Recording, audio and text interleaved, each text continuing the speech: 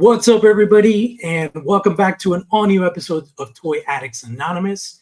I am Toy Addict, and my buddy Carlos, the Badass Reviews, is in the house, along with special guest Brick Something. And we're doing it all again today because last week we weren't able to cover the vastness of reveals that was this SDCC 2024. I've been hearing it from all different streamers, all different toy tubers. This was kind of like the real get back as far as the SDCC experience. Because of COVID and all these things, a lot of things changed, and it just didn't feel the same. But from those who attended, luckily this year, they say SDCC is back, and there was so much awesome stuff on display from so many different retailers.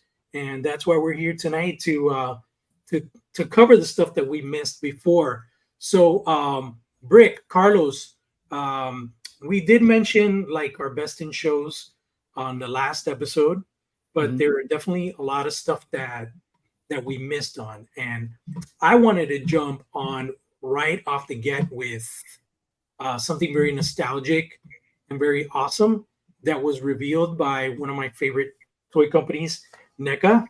And that is the Sesame Street. I was gonna say, can you tell me how to get to this place? Yeah. Tell me how to get this plastic crack, dude. Man, I am telling you, it's that was so awesome, dude. Bro, I was like blown away because I don't know if any of you collected these back in the day, but the Palisades Muppets line. Did you guys ever collect those back in like early 2000s? They did all the Muppets. Nope, I did not. But I have seen them. I love them. I know people are really excited because I'm assuming this is what you're alluding to. They're scale-wise perfect. Absolutely, and confirmed by Hatter, right? Yeah, and dude, there is so much awesomeness in this line because not only we're getting that Ultimates treatment, we're getting the alt heads, the accessories, but we're getting these awesome like Muppet style alphabet letters that it's so cool and clever for them to have displayed the word NECA with the letters, which I'm wondering, there's a fourth character here that one of those letters belongs to. Anybody here take a guess at what that fourth character may be? Oh, I mean, right off the bat, as far as like, they've got the big ones, right? They've got Bert and Ernie, and get that, and of course Count. So it's like, I would assume they would probably want to fit someone who's maybe less of a seller in this wave to kind of round it out. So I don't know who that could be. Maybe it's a more modern character that like maybe people are lesser known, but like if they're like, well, I want the whole alphabet and each one comes with a different alphabet, I'll go ahead and get the whole wave. Like, I don't know how new you guys are with your Sesame Street, but I'm kind of new because of my two kids. Like, there's a character Abby Cadabby that's newer and a little bit more popular, or something like that. I would venture like a guess at someone that's maybe a little less classic and like an instant seller. I wonder. I don't know if in the walkthroughs if they mentioned that, but I wonder if they're going to introduce the modern Muppets. I would say for sure Elmo. I don't know about. I haven't seen Sesame Street myself. Like at home, it's all about Peppa Pig and Bluey and stuff. My daughter hasn't been introduced to Sesame Street yet. I don't know why, but I don't have Channel 2, which is where they syndicate Sesame Street. So isn't it like on HBO now? Did I get that is wrong? It? But is that like new episodes or like? Yeah, because I'm talking about, because for example, I tried it was on HBO and then on Apple. I don't know. I try to share the nostalgia show, so I show my daughter Tom and Jerry. Yeah. I show her Hanna-Barbera, Flintstones, all that kind of stuff. I'm trying to like enrich that cartoon mindfulness because I think a lot of today's cartoons are just a little, I don't know, they're just not as good and wholesome as the stuff I grew up with, in my opinion. But well, let's ask Carlos. What do you think? Any thoughts on what might make for that fourth character? I mean, it's so weird because, I mean, did they mention something about they're going to release 4 characters, or or we're assuming that because of the letters there. I'm assuming Letters. because of the letters, because I mean they Because did mention that each this figure is- will come with a letter. Because this is my thing. Like I will say, but because you see, like all the accessories they're coming with, I Mhm. guess one of them is gonna. I'm assuming this guy, the actual vampire guy is gonna come with those, and because the other two, I think they come with a bunch of accessories like the pole, the light pole from the street. You know, that's Well, no, they said the pole is a display piece. Oh, really? Yeah, and that it's something they may consider if depending on how the line sells. But it for this was a display piece. And did they one mention thing- those are coming too, the letters, or it was just a display? The letters will come with the figures, and I was thinking, but it's smart of them to not do it that way. I was thinking that the letters would coincide with the characters. So C for Count, E for Ernie, but then we have an A. We have an A and an N. So that doesn't make sense because we don't. Honestly, I think that's going to be too tough to do because then you got Cookie Monster. Are you doing two C's?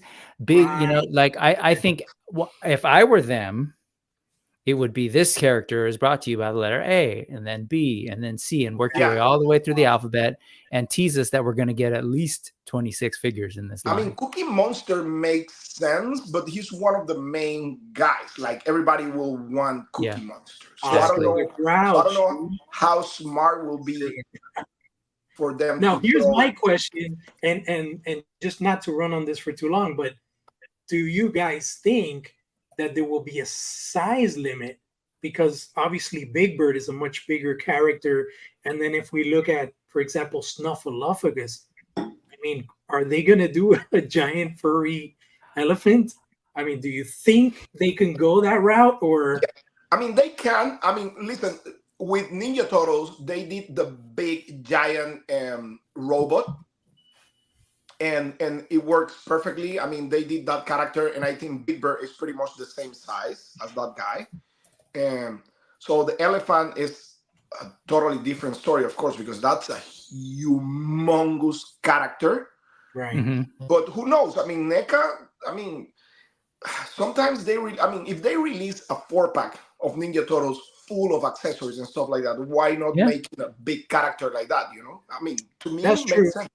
But I'll just say that based on NECA's track record and what they do, they don't have a ton of limits like that. So I think they could play with scale. They're not, you know, they do big characters in TMNT all the time, or bigger, taller ones.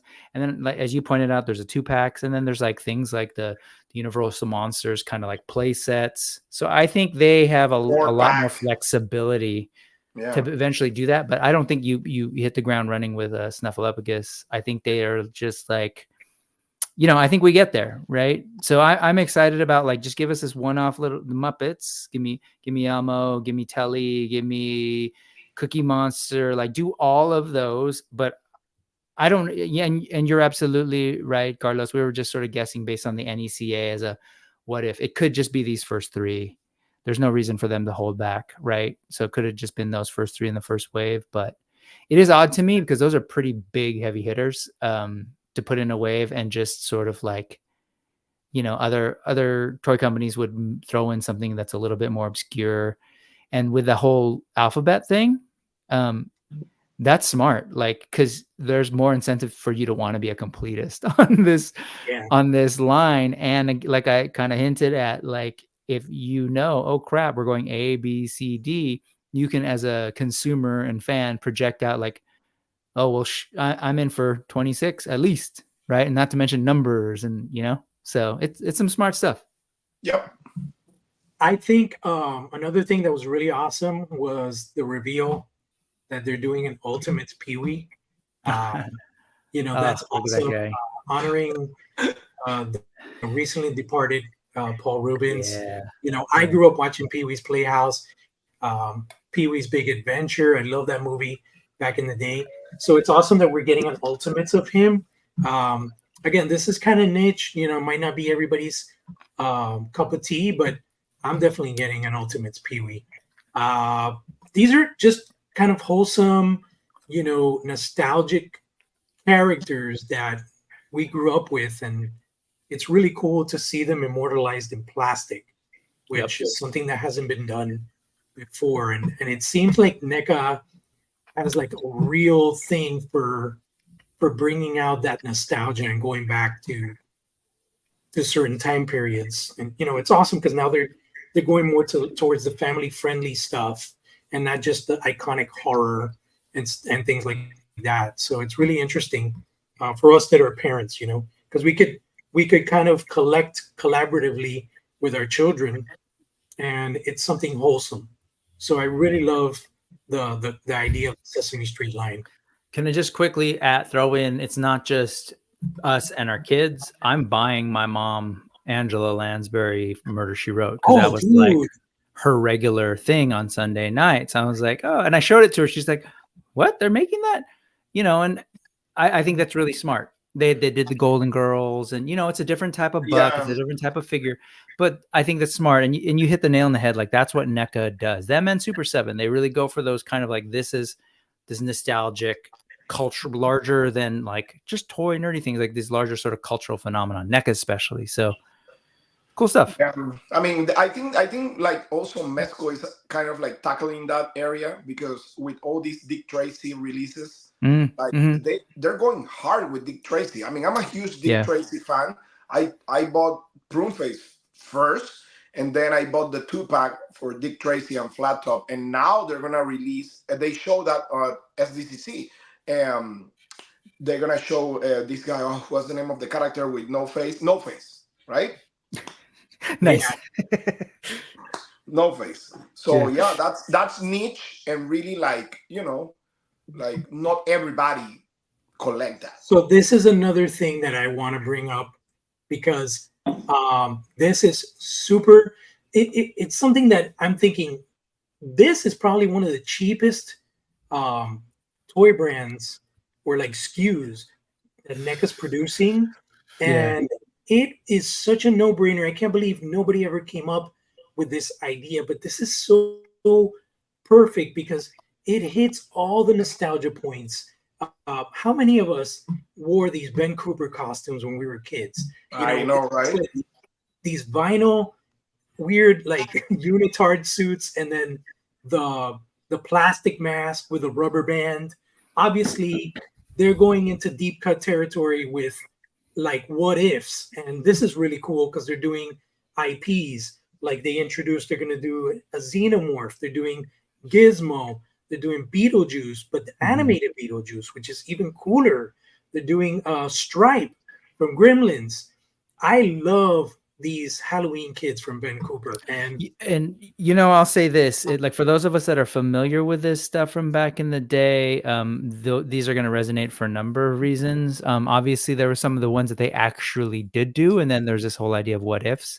But if you could go to the Xenomorph real quick, we had in my family a Darth Vader, and it was almost note for note, and I'll see if I can find a picture of it online. That's the color scheme. It was black, yellow.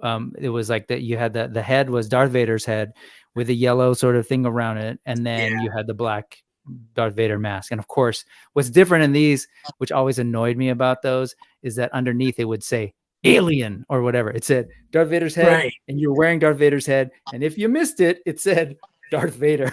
It was like an advertisement for the IP.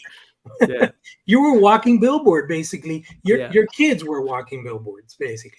Like here, Beetlejuice. It's Beetlejuice. Like, hello. Like, you don't know what Beetlejuice. This one's so cool because his Halloween pail is not a pumpkin. It's the actual skeleton from the animated series. So little nods like that are so clever and so cool. And I love the fact that some bring pumpkins, some bring,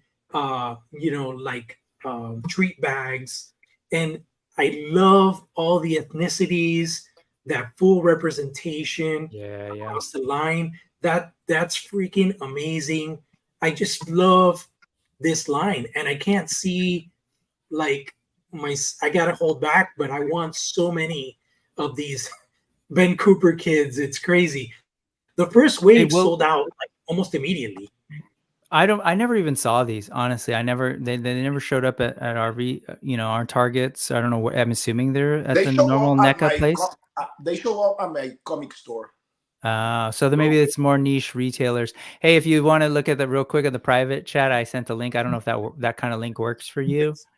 But you'll see that's the total. Like, I feel like this is what an art department will do, right? They'll go back to the stuff that actually exists and then use that as like, so they're not, they know they're capturing a style. They know they're going back after those vintage costumes. So when they're like, oh, let's design a xenomorph one, let's not just like make it up. They're like, well, let's mimic something that actually existed. Let me see. Let me pull it up. That's not the one. I didn't have that guy's face on my chest as a kid. That was so cool. Yeah, right. So it was like the xenomorph has that same black and yellow and white kind of thing. So like you can tell that they're like looking at the old stuff when they're like imagining what the what ifs could be. Oops. Right. They're chasing that aesthetic. Happy birthday, dude. I didn't know it was your birthday today. No, that'll be next week, August 14th, baby, and the anniversary of my channel. Yeah, You're in your cell phone? No, it's a Mac. Oh, it's a Mac. Yeah, see, I'm on a Mac. Mac Every too. time I do something on my cell phone, because I use my cell phone, every time I do something like this, like images and stuff. That's so cool. No, so yeah, I'm using a Mac too, but I'm not using the camera from my Mac. That's probably why. I'm not either. You just have to make sure you have it turned on. Anyways, that'll be for our IT section after. Yeah. Let me see. Let me pull up anything else that you guys were excited about from NECA. I know that I was anticipating some new Dungeons and Dragons reveals, but they didn't have anything new to show. Didn't they show the LJN one repaints of Valak and Elkhorn, I thought. Yes. Yeah, but I think those had been already shown prior. Oh, so okay. Yeah, they didn't show any new upcoming, because I was wondering, there's other characters that were done back then that they haven't modernized. There was like a giant and a half giant. There was a couple. Are you collecting those? I have 3 so far, and I'm getting Strongheart sometime next week. Yeah, so the only one I'm missing is Elkhorn. I have all of them. Yeah, they're super. I just have Elkhorn Valak. So let's see. Let's go on to real quick in the chat. There were people bringing some stuff up, but there was a question: do the masks come off? And I don't know. Does anybody have any of those? Ben Cooper ones? Question. All right, let's say hi to the chat real quick. I don't have anything. Welcome to Cute Cult. We got Thanos Copter. Love that name. House.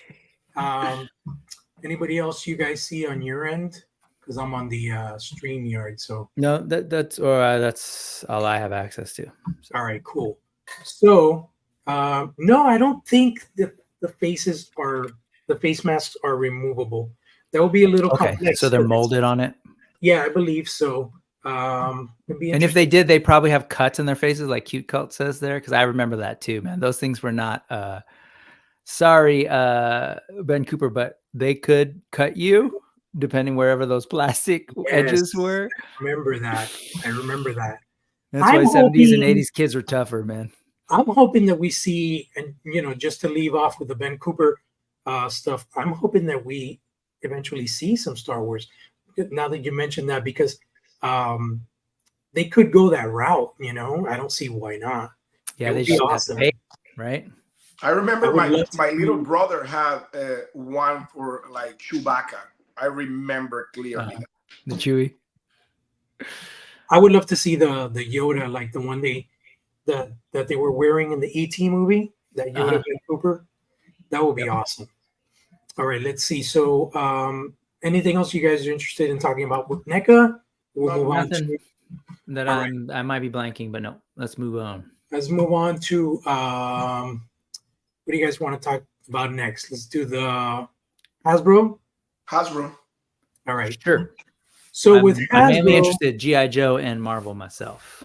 Yeah, me too. So the Marvel Legends booth, one of the big reveals this year is, one, they're not doing a HasLab next year. And 2, there's no Build-A-Figure wave. Your phone. Yep. No HasLab for you're saying specifically for For Legends? Legends. For Marvel. For Marvel. Yeah. There's no Okay. HasLab. They're gonna, I don't know if they're taking a break or they're just introducing like larger SKUs, and that's where the reveal came in of the Dragon Man. Yep. So I'm Yep. looking for that right now. Let's see. You got any links on the Dragon Man, Rick? Man, in the meantime, you're looking for that. I'm just gonna show up this. I will tell you the Hasbro Marvel Legends stuff has been a challenge to find. So I've only defaulted to other people's coverage. So I don't know who you feel good about without. I don't know if you care, but let me see. You know what I mean? Because Oh yeah, no, I don't really you asked them or whatever. Yeah. Okay, so let me pull up some stuff real Yeah, quick. you can show something. So these Okay. jersey, these hockey jerseys from geekyjerseys.com. Just go on their page. I mean, they have so many cool stuff, man. Like I have this one from Skeletor, and I have this one for Megatron. That's awesome. I like those. Man, they have everything. They have G.I. Joe, like everything, dude. How much are those hockey jerseys? They're like limited edition. Like for example, these Transformer Megatron is like 250 pieces. Same with the Skeletor, and they're like between $119 to $130. Oh, okay. But they're like hockey, like really like hockey quality jerseys. Like they're like the same material with the same type of like hard patches and stuff. So I mean, totally awesome. And they have everything, dude. Everything. Geekyjerseys.com. Go and check. I mean, they have G.I. Joe, Transformers, Masters of the Universe. They have like for Battle Cat, for Grayskull, He-Man, Man-at-Arms, Orko, everything. And movies. Okay, that's cool. And you're like doing a sponsorship with them? Yeah, I mean, I'm doing reviews for them. And they just sent me the Skeletor one because that one just came out. But man, they're like so awesome, dude. I mean, especially me that I'm like a huge hockey fan. Man, I love it. I got a Dragon Man picture here. Yeah, I dropped some stuff in the chat. The first one is a Dragon Man on as far as the reveal goes in the presentation, but I'm trying to find they had a prototype there. Yeah, the prototype, and also they have the picture next to Mr. Fantastic, right? Yes. That's all right. Let's check this one. And then I'll have like my favorite in the wings too, which is to be revealed. All right, so here's the Dragon Man figure. Yeah, that was just what was shared. 10.5 inches tall and 11.5 inch? No, is that 11? My vision sucks, dude. 10.5. Let me check something. 10.5 in height. What do you see the width there as? It looks like 17.5 inches in width for the wingspan. That's big. That's huge.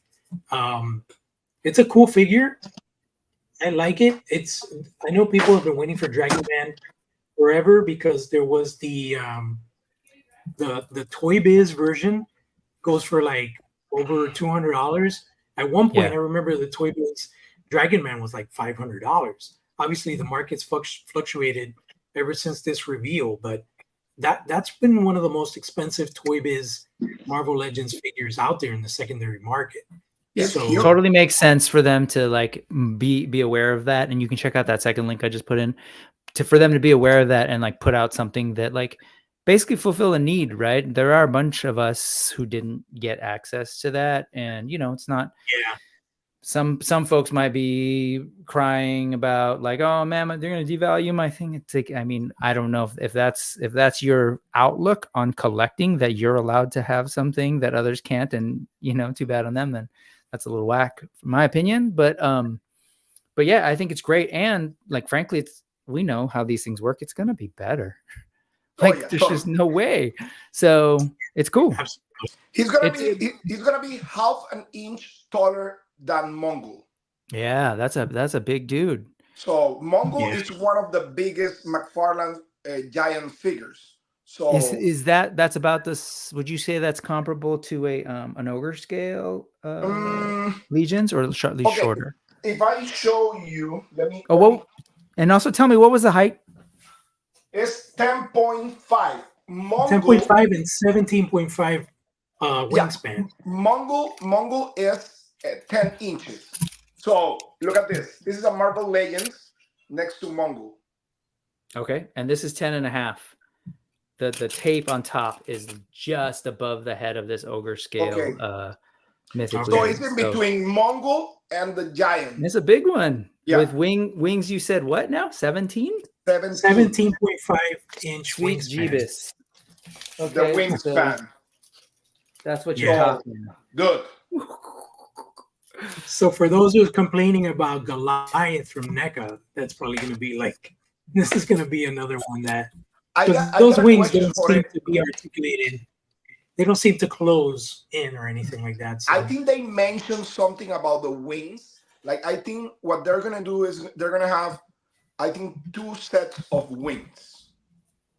Oh, okay. It's going to be one folded and other one like open. I think they're going to do kind of like what NECA did with gargoyles. Well, shout out to, just because, we're showing other people's stuff. The first one, where did I grab that from? Shout out to, was that In Pursuit of Toys, who I have asked in the past if I could use this, and they were cool with it. Adam, with myself. Yeah, who I love it. He's playing with himself all over the internet. Playing with Myself is his account, but he is actually, he works over at Gentle Giant. He's with the Toy Migos, and Gentle Giant Studios actually worked on Dragon Man and a bunch of other things, including Giant Man. Like they basically are contracted by Hasbro to work on the designs or sculpt or articulation or whatever. So they worked on that piece, and it looks great. I'm when I look at Dragon Man, I don't know how you're showing it. I'm not looking on screen, but when I zoom in on my end, I'm like, there's a nice, pretty generous butterfly on there, and the sculpt works because the sort of like his scales continue on the butterfly piece, and it looks like a really exciting thing. I don't know what's going on with the waist, if that's going to be a swivel or probably a ball, who knows, but all that to say, it's going to be nice to see a new modern Marvel Legends big figure and how it moves. So, and it's going to, sure. It'll establish. I think the range of motion with Legends has always been, not the best, but it's always been a really good range of motion for the money you pay. Obviously it's a domestic brand and stuff, but yep. Yeah, the other figure that was a standout was the Lockjaw reveal, and this is going to be a 2-pack. With is this Moonstar? Crystal. So let's see. He's going to have a different set of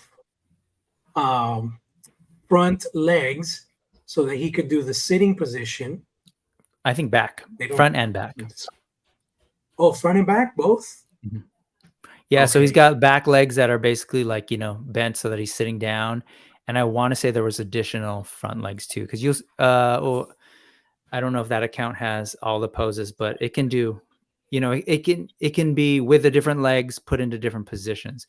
You know what? Hasbro Pulse's Instagram has some good shots. Let's see.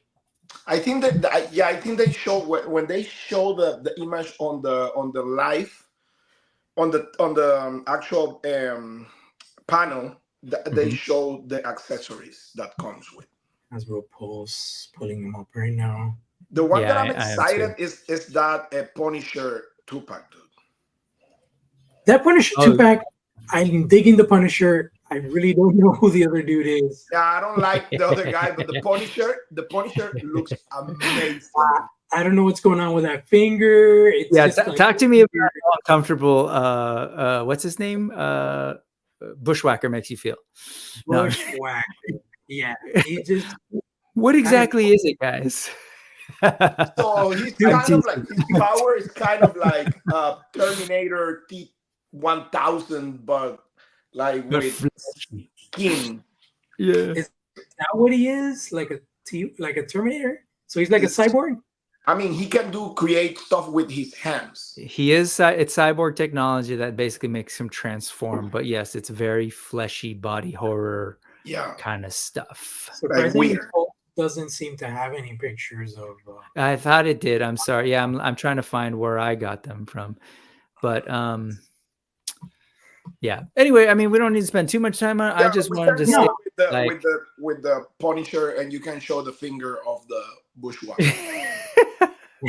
I will just say, I'm like, with me and Marvel Legends, I'm always intrigued by how they, like G.I. Joe, and we'll get to the G.I. Joe, they have to kind of like find that balance of making their old school comic book fans really happy, with their MCU fans, with the new school comic book fans, like with people who are fans of the cartoons like X-Men 97. So they have like all sorts of crazy places to pull from. And then whenever they start focusing on something, other people are like, well, where's this? And nobody cares about that character.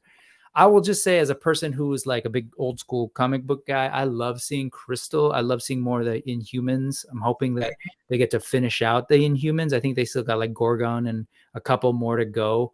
I think we're 2 more Gorgon, to go. And we're missing the guy from the ocean guy. What's the name?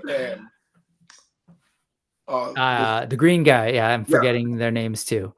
But yeah, like I'm excited about that. Plus, like, with the Fantastic Four on the way, and same goes for Dragon Man. Like, we know that there's a Fantastic Four movie on the horizon. So I feel like in many ways it's perfect. A new set coming. What's that? Oh yeah, a new set of Fantastic Four. Oh yeah. A new set of movie, but like they can go back and kind of re-energize and remind people about the Fantastic Four world of comics, and it's cool. What we need? We need a Black Bolt, a new Black Bolt. That's what we need. Black Boltagon. Yeah. No, that. So it's exciting, and I've seen some people kind of like, diss is probably not a too strong word, but just comment. In some cases, diss Hasbro for not giving them like articulated legs on that Lockjaw. I mean, I don't know. I get it. Maybe I wonder why they did that. I wonder why. Honestly, like the only reason I can think of, I mean, there's probably a bunch of reasons, but like you're saving money on tooling. Like they don't normally do that kind of thing, right? So maybe it was just a matter of like costing. Like how much would a 2-pack with that thing cost, and would people go for it versus so crazy? Because I got this like the Panther from, I think that's D&D or something like that, the one with yeah. And dude, no legs. Do you guys have that thing? None of you? Dude, tooling wise, I got that on Ollie's, right? Yeah. But tooling wise, and they just made this one shot on this thing, because you're not gonna make another character like this one. It's impossible. Right, so, that's true. Dude, these have articulation on the tail. 1, 2, 3, 4 point of articulation in every single leg, and you have 6. But imagine that like about 3 times the mass and weight. You have articulation here. You have articulation on the neck, on the jaw. This is really cool. Head, on the head, and bendy wires for this. Yeah. And I mean, I'll take the accusation for being like a shill, making excuses for Hasbro. I mean, I'm not. I'm just like, I understand whatever. When I look at that thing, like, I don't know what I would do with Lockjaw other than, like, if you look at the comics, it's like sitting, standing, going, opening a portal, going through it. Like, so they hit those, and it's very like SH, right? SH Figure Arts, well, they'll like give you like folded hands and whatever. So it's not like unprecedented to kind of do that kind of thing. I get it if you wanted to do more, but he's not the most dynamic character, to be honest. I mean, I had the Mezco one before, and he was all the time in one pose. That's it. How do you guys feel about this guy? 100% pre-order, baby. I already pre-ordered him and Raptor. Spoiler alert. 100% buy for me.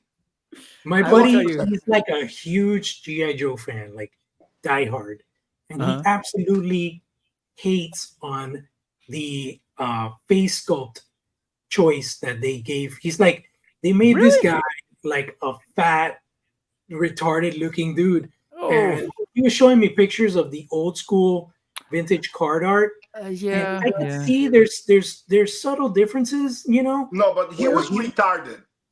I don't know about those words. I don't know about retarded, but you know, guys, it's like, guys. At the end of the day, I will just I don't know what is it. Is he concerned that, like he said, fat, but like is it like too soft, like not like aggressive and like chiseled enough? Is that what he's looking for? He says, oh, they messed him up. Like he's too pudgy. He looks more like kind of like a blob type character in G.I. Joe IP. And I'm like, he's not blob. He's just he's kind of chunky, but he's burly. He's big. Like a pro wrestler, like you know, like he looks exactly. He looks like a wrestler. He looks. I love that wild boar mask. He looks more realistic to me, like in my opinion. And he has more personality. Yeah, it looks fantastic to me. I mean, at least to me, I respect the aspect because I had that figure when I was a kid, and it was one of my favorite figures, right? And I understand because the old figure, he was kind of like, if you look at The Rock, right? Type of character. Not The Rock, but maybe like Big Papa Pump with shoulder pads. But his face was pretty much like that. I mean, I don't see anything wrong with the face. And I mean, I will say they went through a realistic kind of like look on him, which you never had those big guys, right? Like you can see it on wrestlers all the time, or even MMA fighters. I'm in the MMA community. Like when you see these guys doing the weigh-ins or the day of the fight, they look super fit, super jacked. But after the fight, give them 2 or 3 weeks. Give them 2 or 3 weeks. They put fat on their bodies, and they don't look jacked the whole time. Same with wrestlers. Look at Triple H, all those guys. Sometimes they look like jacked with all the six packs. Sometimes they have like that belly, you know, and they're jacked. It's not that they're not jacked, but they're not like shredded. You know? Yeah, if you look at the vintage figure, first off, like it's cool to see the size. I'll just go there. Aside from like body type and stuff, we're getting a bigger buck in the classified. That's like truly like bigger and unique. I think this guy's gonna be bigger than Roadblock, which is like one of the bigger guys currently. You know, if you look at those old, like we grew up with the vintage, it's like he was just the same height as like everybody else in the thing. So I'm like, okay, cool, check progress. There's progress there. And then like, no, I don't know. I'm kind of that guy who wants to see like a real variety. Dude, it's like I love classics. Like I'm a Masters Universe fan.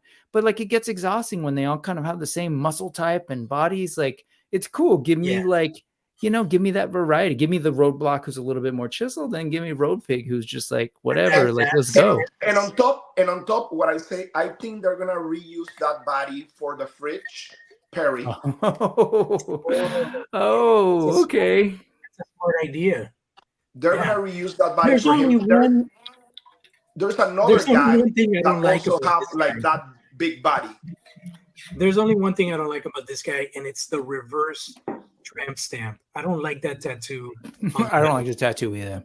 I mean, but you know, the Dreadnoks have never been the pinnacle of fashion sense and tasty. Anyway, they're all kind of cheesy dudes. But that said, I'm not into it either. And I'll tell you, they're my neighbors, dude. You know, exactly. I'm 2 lights from the Everglades, dude. Okay.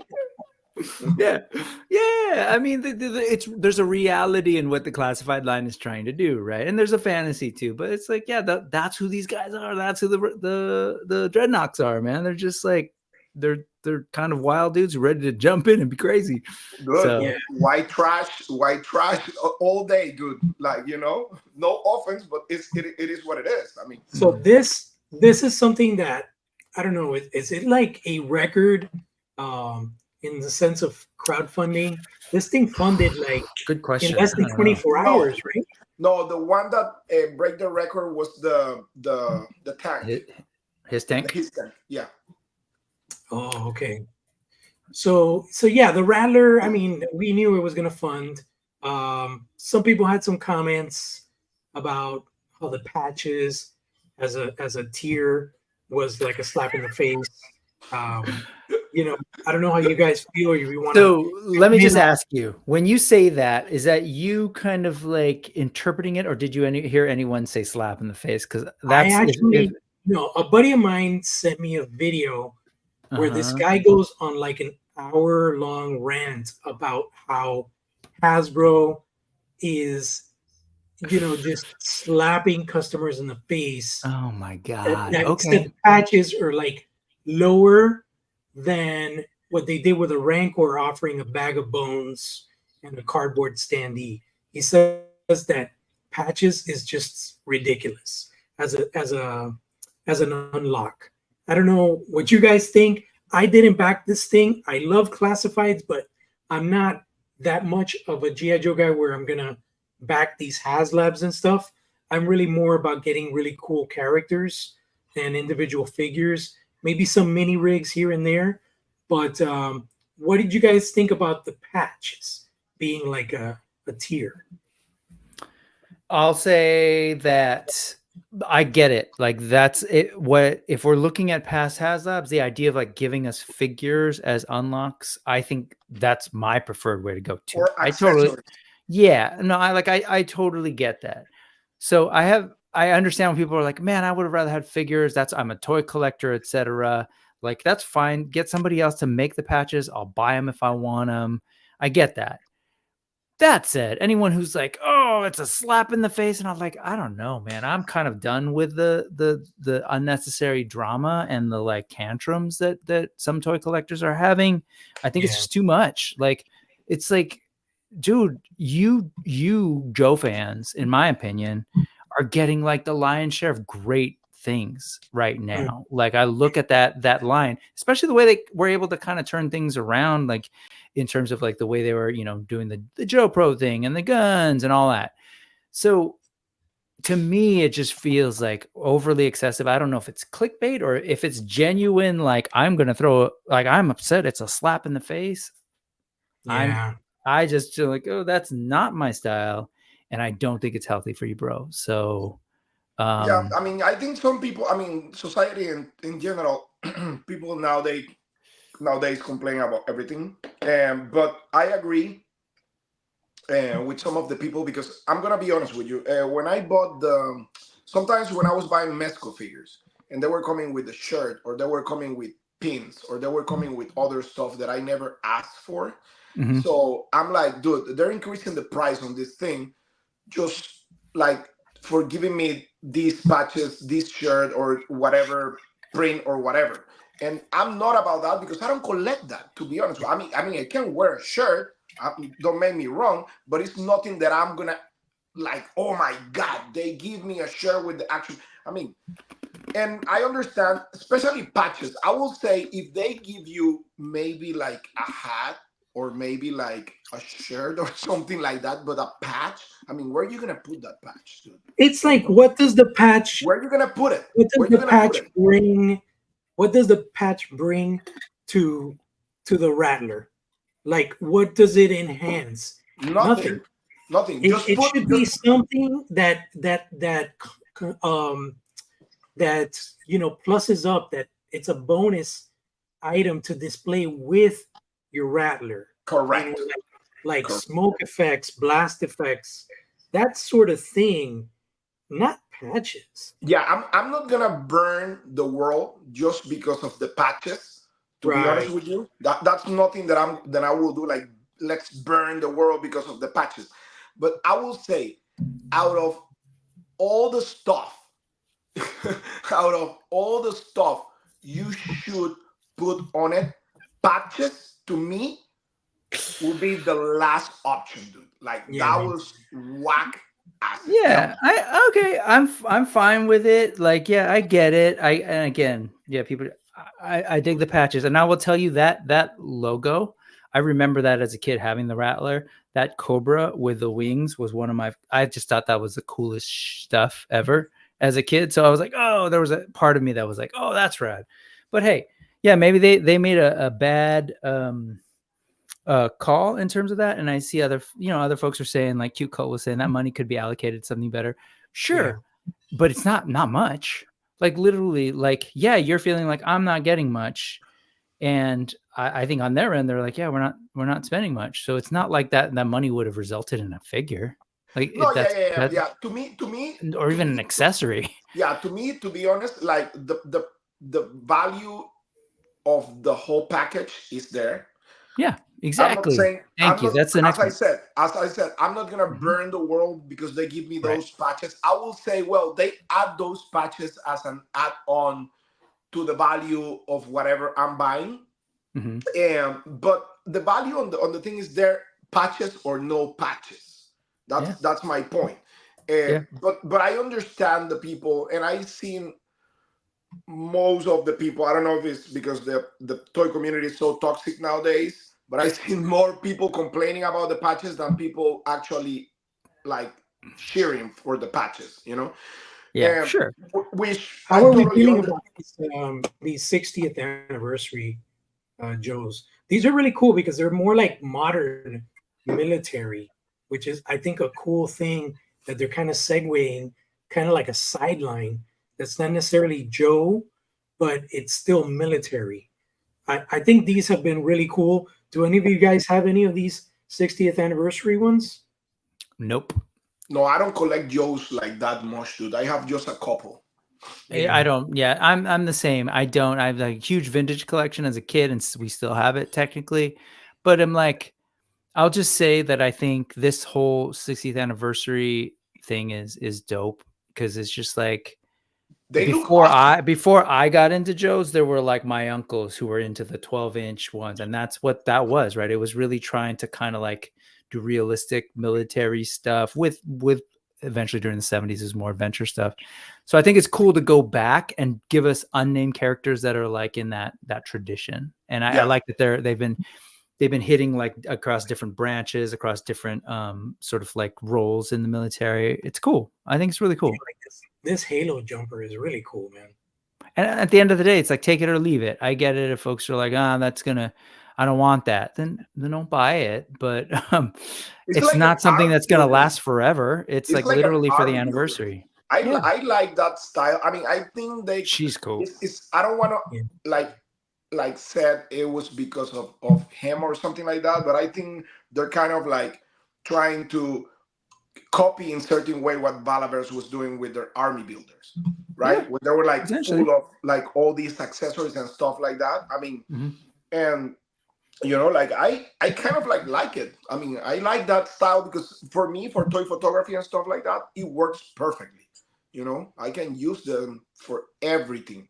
So moving from military to ancient fantasy and lore, we had this really cool unexpected review. That was okay, radical. Good. And I respect us trying to move on, but can I just do a quick shout out for Raptor, who I also pre-ordered, and I told you I don't really get a ton, but I just want to say, going back to earlier, they have to balance, right?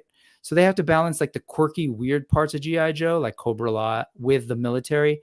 And like, if you're more military end of things, I just want to say, hey, they're kind of trying to feed you with that anniversary thing. And it's not going to last forever. The anniversary ends. Move on with your life, you know? Okay. Back to Conan. So Conan, that was an unexpected thing because, you know, we knew that the Frazetta girls have been doing Fire and Ice, and there have been really awesome iterations of Conan, particularly from Mezco. those Conan figures. I know, Brick, you recently got the King Conan. Yeah, he got That's it. a beautiful piece. And I was gonna ask you guys. So I Yeah. noticed Big Bad Toy Store got him in stock again, but am I wrong in saying that they raised the price this time around? Wasn't this $100 originally? There was a $10 deposit. Was it? But So it was I don't $100, know. Ooh, I'll look at mine because I did Yeah, get it. I think But I I think just real quick, $39.99 now. Conan was King Conan was $100. Okay. if they have any in, I don't think they got like. I'm assuming that's people who maybe either canceled or because that happens a lot after something goes out. Once they sort of settle, people don't ship their pile of loot and then they cancel it. Right. And then all of a sudden they have a couple in stock. It doesn't mean they have a lot in stock, So to say like it went back in stock, I don't know what that actually means. Well, Because yeah, I remember I'm actually an affiliate with Big Bad, and I remember they posted a pre-order about a week ago, and then like shortly after that, boom, King Conan in stock. So it looks like they may have gotten a reorder from Mezco. Maybe Mezco had, but you see, he's in stock, but he's $140. Wow. So I guess, maybe they saw that it was sought after and they were like, hey, let's just get a little extra money on it. So I was just wondering, Well, I mean, I did the same with the Shadow because I missed the Shadow in the regular release, and they let a tiny window open for like maybe an hour or maybe less, like 30 minutes or something like that, and they have the Shadow. So I went right away and I bought the Shadow, but it was $167. Oh wow. Okay. And you're absolutely right. It was I paid $100, $90 with a $10 deposit, and then they raised it to $140. Yeah, 140 now. That's a little whack. I don't know what's up with that, BBTS. Sorry, your affiliate. No, yeah. It's I mean, it is what it is, a spade is a spade. It just kind of sucks because you got those links and you're like promoting stuff, but then people are gonna be like, hey, why is King Conan $40? That is a little weird, man. Yeah, and I know how much retailers pay for those figures, so that's very whack. Yeah, very. But let's go back to the Conan, because that's something definitely I want to talk about a little more in detail. Rick, so you have all the Conans? Nope.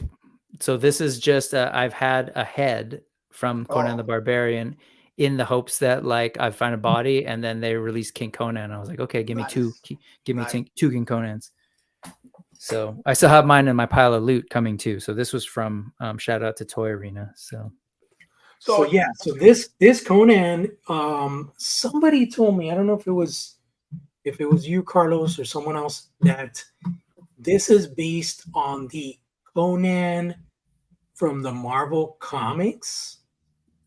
That's based on a comic. It's comics moving forward. It's a current comic, and it's not through. It's not through. It's not Marvel. I want to say maybe Dark Horse. I'm not sure. I don't know. I don't think it's Marvel. This is based on a design of, I don't remember the name who made the design for this Conan, for this comic book. But man, it looks amazing. I don't know, but it looks amazing. I know Frazetta Girls are doing a new Conan figure that it goes with Fire and Ice. That is more inspired in that Frazetta artwork for Conan the Barbarian. So it's a Frazetta-ish Conan, like based on one of his paintings, I guess. Which one? The one that Frazetta Girls is doing. It's based on. I believe, if I'm not wrong, I think that one is inspired on the Conan that I have from Mezco, the first one. So real quick, so do you have that other picture? I think you had posted it, right, on Badass Reviews? On my Instagram, yeah. It's a picture where he's in front of a smartphone. It's a painted prototype, like no articulation, just standing there, and you kind of see his. Yeah, and that one is based. Bangs. I believe is based on this Conan right here. This first picture, one, right? Yeah, this is this Conan. Look, it's just the same one. Right. So this is Yeah, I think so. This is based on the art for Yes. Frazetta called The Barbarian. Yeah, that's the very first one that he like worked. Correct. He being Frank Frazetta worked and reworked for like Correct. a very long time, over a decade. That's the one. And you see it like they really like paid attention to the face and everything. And so that's the thing. I'm really partial to that face. So then this one, I believe, that exactly. The one that we're looking at there with the phone, I think that's based on a comic rendition, because like the Frazetta's faces and stuff were very different. Like this is very comic book illustration. I don't know who did it. I'm looking at Heroic Icons. Is that what their name is? Yeah. Heroic Signatures. They're showing a lot of like, at least on their page, it's a lot of stuff from like Savage Sword from the magazine. They're doing the Savage Sword of Conan. So I'm assuming that one is the Mezco one and the Frazetta girls. That one and the image. That's the one. So like, it's a little confusing because it was at the Frazetta girls panel, but it's not being sold. It's not even on the Frazetta girls Instagram account. Yeah, it's real tricky because Frazetta girls, I don't think was ever necessary. Like, I think, how do I say this? I think it was a question as to like how they were going to handle the toy end of trying to, license their grandfather's work. Mm-hmm. And so the Frazetta girls in particular, because like the whole Frazetta IP is divided between a couple different parties in the family. The Frazetta girls being the granddaughters and one of the daughters, if I understand. Sarah. They took on like we're going to make this thing, and they explored with Eamon like, hey, what can we do? And I think at a certain point they said, well, let's just produce this one ourselves. And so far they've done Fire and Ice, both Dark Wolf and Tigra themselves. So for them to then show this at their panel, it makes sense in that they're still the license holders. So they're the ones who are licensing this with Heroic Signatures to do. But if you notice, like the person who's still sort of in charge of the design and overseeing the development of the figure is Eamon O'Donoghue.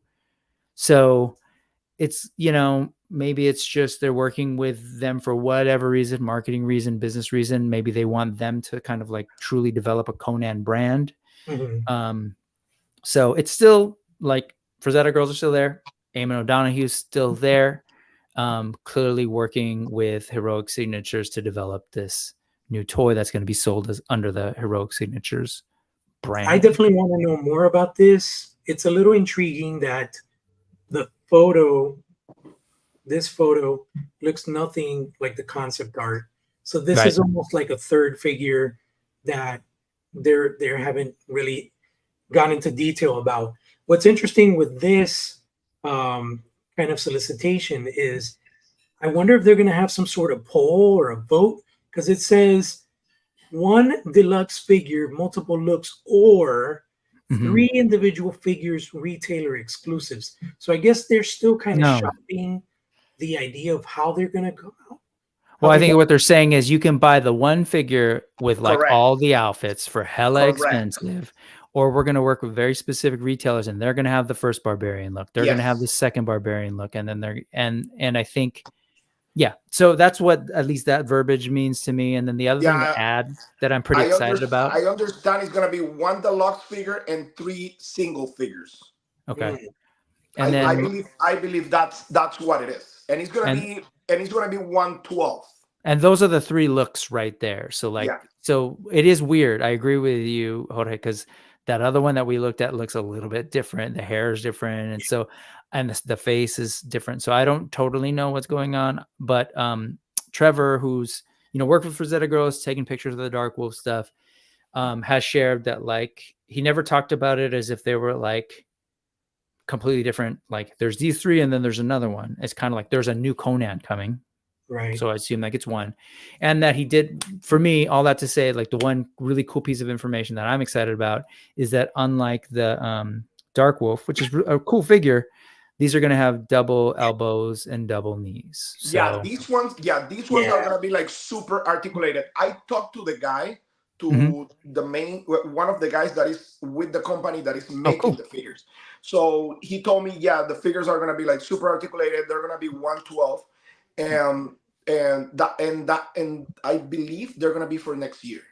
Okay. I'm pretty sure, and they're gonna release them for next year. And they're exploring if it's gonna be a pre-order or it's gonna be like a Kickstarter. My guess is gonna be like a pre-order stuff. Okay. And so yeah, I mean, it looks really, really good. But I like it. I mean, I'm a huge Conan fan. Everything Conan, bring it. So having another Frazetta style barbarian with Frazetta girls like this one from Mezco, I mean, still to me, I mean, that one is, Eamon said that that's like an early stage of the sculpt of that one. So I guess it's going to turn a little bit more like this one, you know? Like this I would love it too. Because I really love the look of that face. Yeah, this is the incredible. sculpt. And it's the same figure. It's exactly the same design with the same type of like pirate boots, the bracelet here. You see, everything is the same. It's the same different necklace though. He's got more of the spiky bone thing. Yeah, exactly. But they try to emulate kind of like this. I mean, to me, the Mezco one is the best one, dude.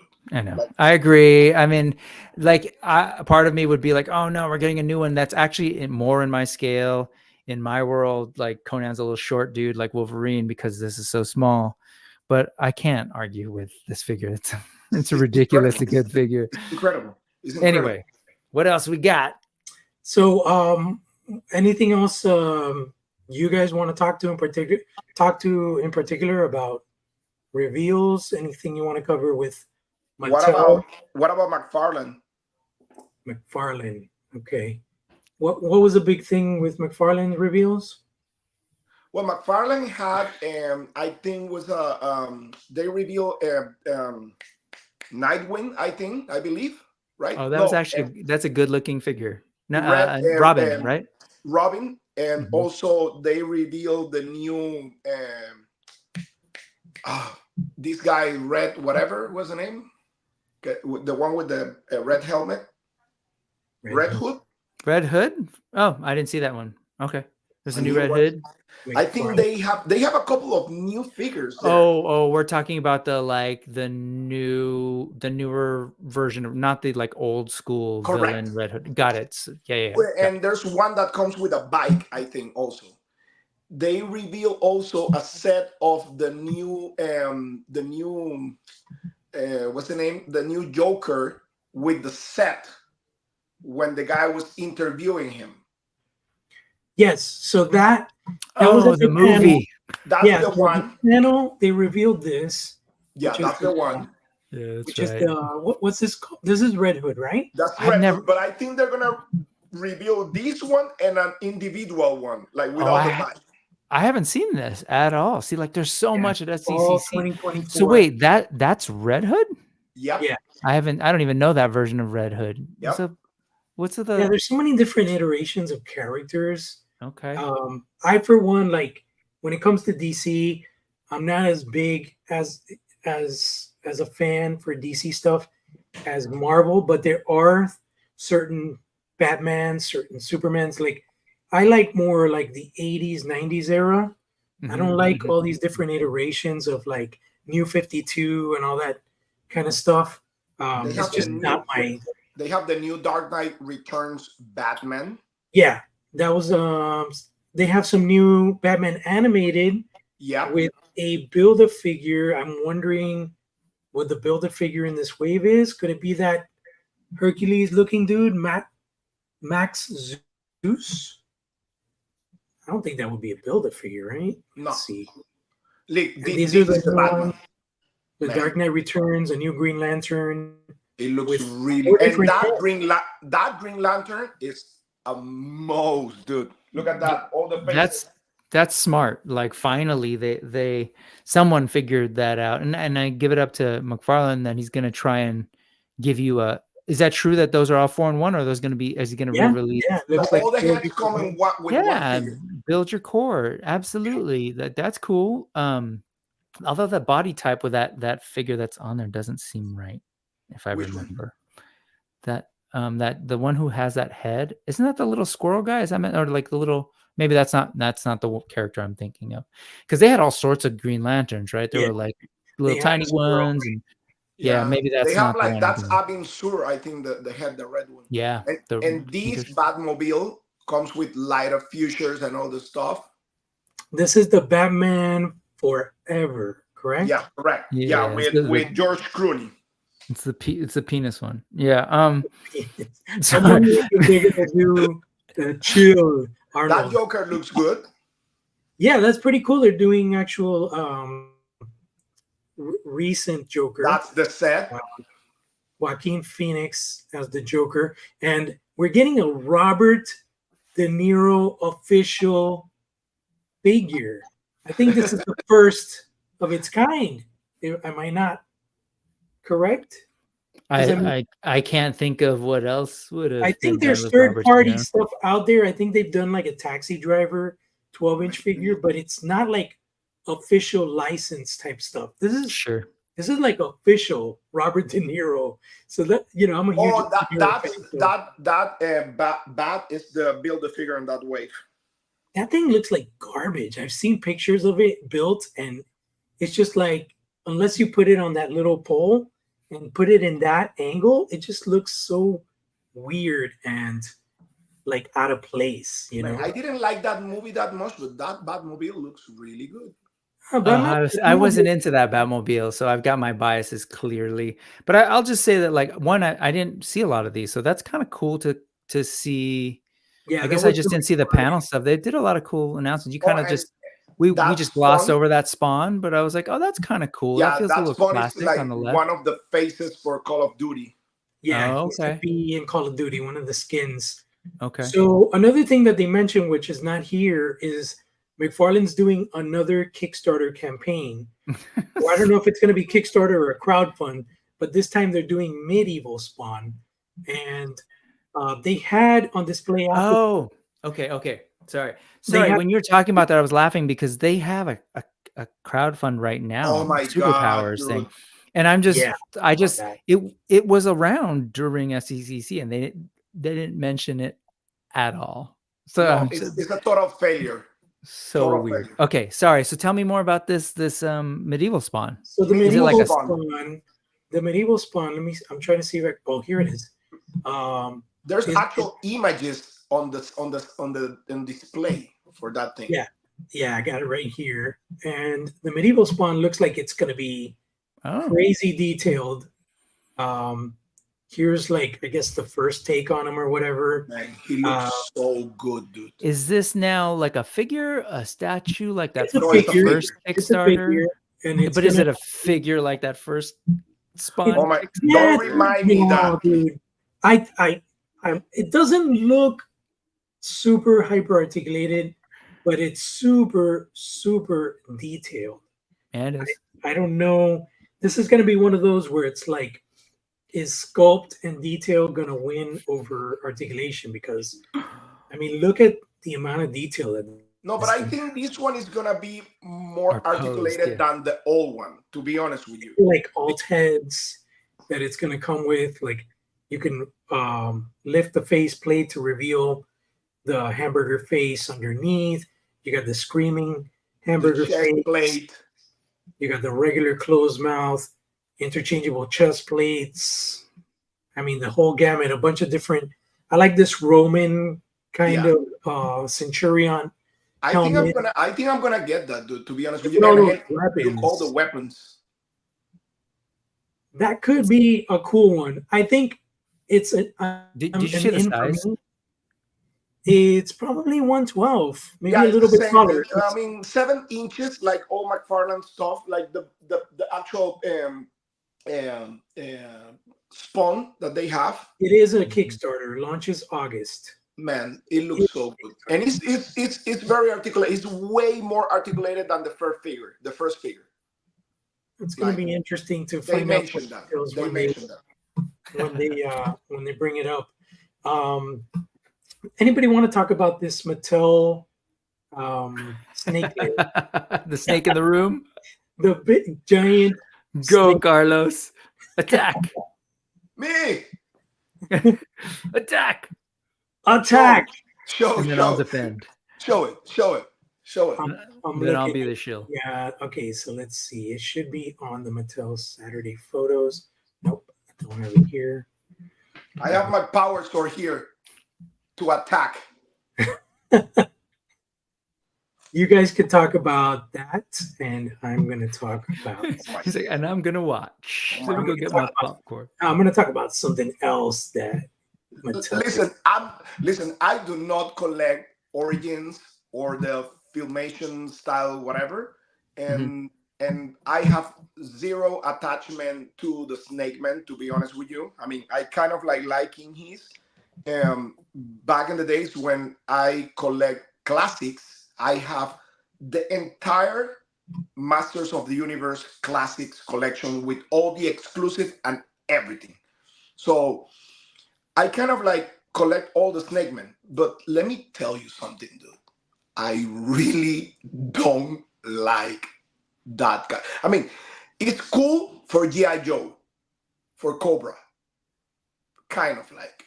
For Dungeons and Dragons too, or something like. But the thing with the, I mean, I'm gonna be defending the people that actually back it up or vote for this thing. The thing is, like, listen, dude, if you're like in a presidential race, let's say you have Donald Trump and Kamala Harris, and the day of the election you vote for your favorite, right?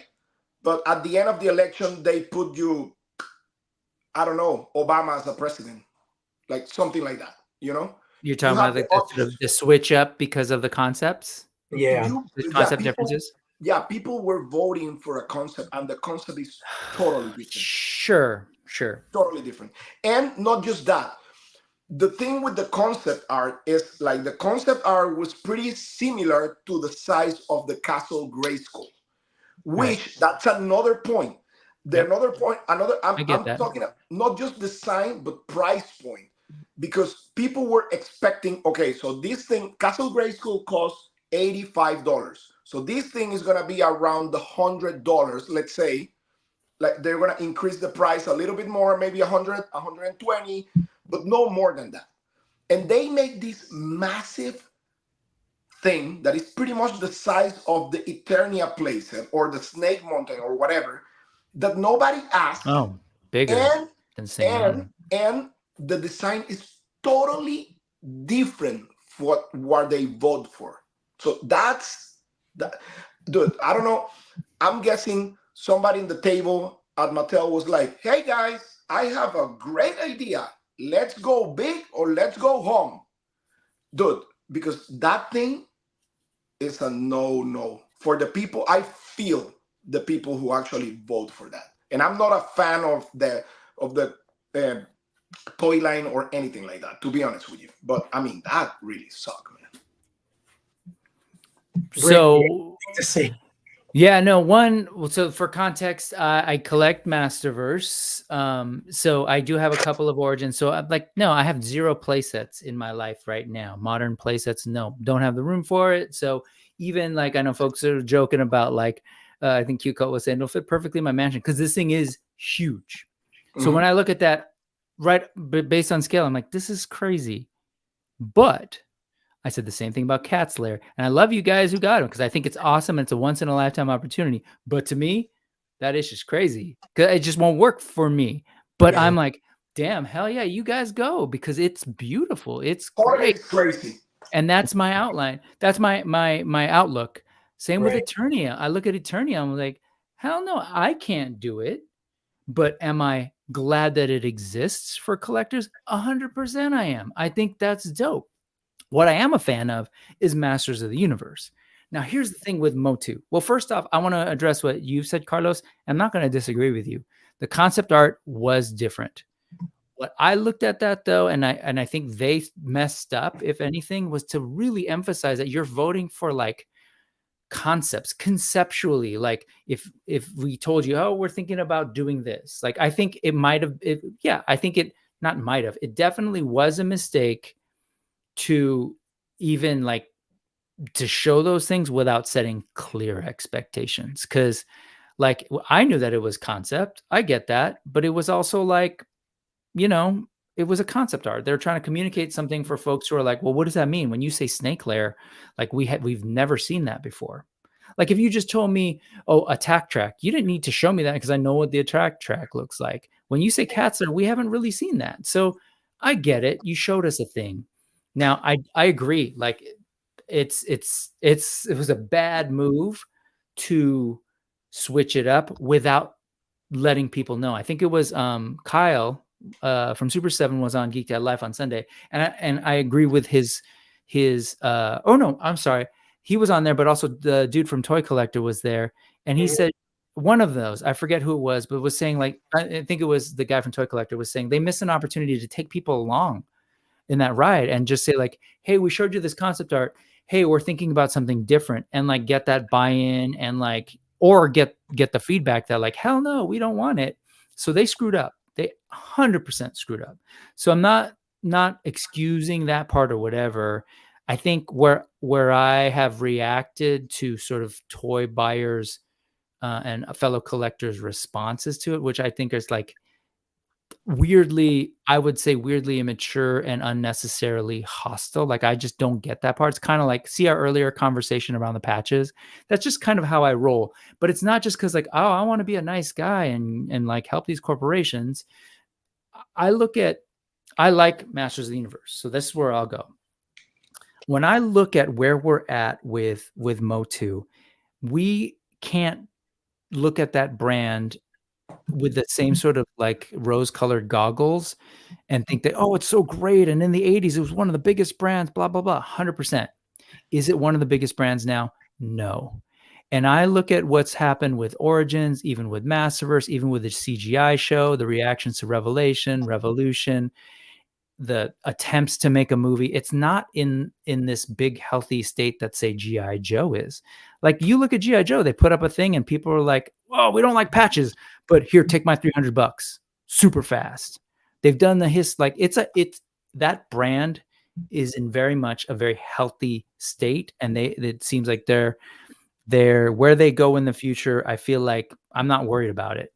When I'm thinking in 2024 and I look at people's reactions to Star Wars, which for the, all conventional wisdom was like, Star Wars is untouchable. They could do no wrong. It's like the strongest evergreen brand.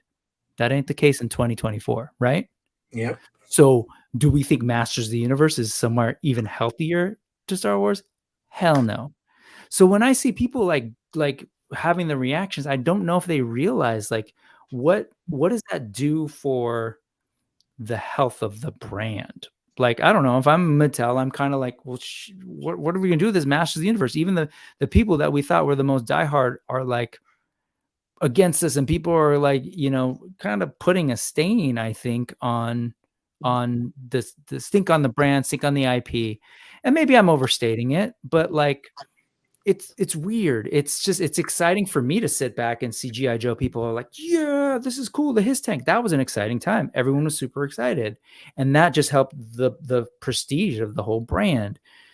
Right. Sometimes I'm just like, man, where does Motu go now? And I want to step back and just say, this is their attempt to give us something completely brand new, to give us a play set. Not at all for me. And I understand, as I've said, like I understand why people don't like what they're going. Totally get it. I guess I just want to say that I think there's maybe a more tempered, responsible way of handling it to help ensure that we get more Motu. That said, I'll look at the merits. I get space, money, all that stuff. But the fact that you're getting like a set that was alluded to in the toy brand that we've never seen, I think that's pretty damn cool. 2, that you're getting like a concept art vehicle built into this thing. Like, and I think it's a pretty cool vehicle. The giant like snake, that's very Motu. I think that's pretty cool. I think the sculpt is actually pretty rad. Maybe the nose could have stuck out a little bit more, but I've heard people say, well, it's very kiddie. I feel like, yeah, no, I get it. But I hate Snake Mountain. I've always hated Snake Mountain as a kid. I think it's one of the ugliest things ever. I think Castle Grayskull is dope. One of the greatest playsets ever. From a design standpoint, it's beautiful. Central skull, it's like it's got some symmetry. Beautiful. Eternia, same thing. Beautiful central tower with a lion. You got the snake here in Castle Grayskull or flipped or whatever. Symmetry, beautiful. Cat's Lair, Cat's Head, beautiful. What did they do with Snake Slayer? If you look at that concept, there wasn't a whole lot of symmetry there, and I don't know that it would have worked. The original concept that people were sold on. But to me, if this Snake Layer is supposed to be an environment that is up there in the likes of Castle Grayskull and Eternia, I see what they're going for, and I think it's pretty dope. Is it practical? Nah. But like, again, see how well that Eternia sold. Not again, not G.I. Joe levels well of crowdfund, but it sold. So I don't know when practical all of a sudden mattered to Motu fans, right?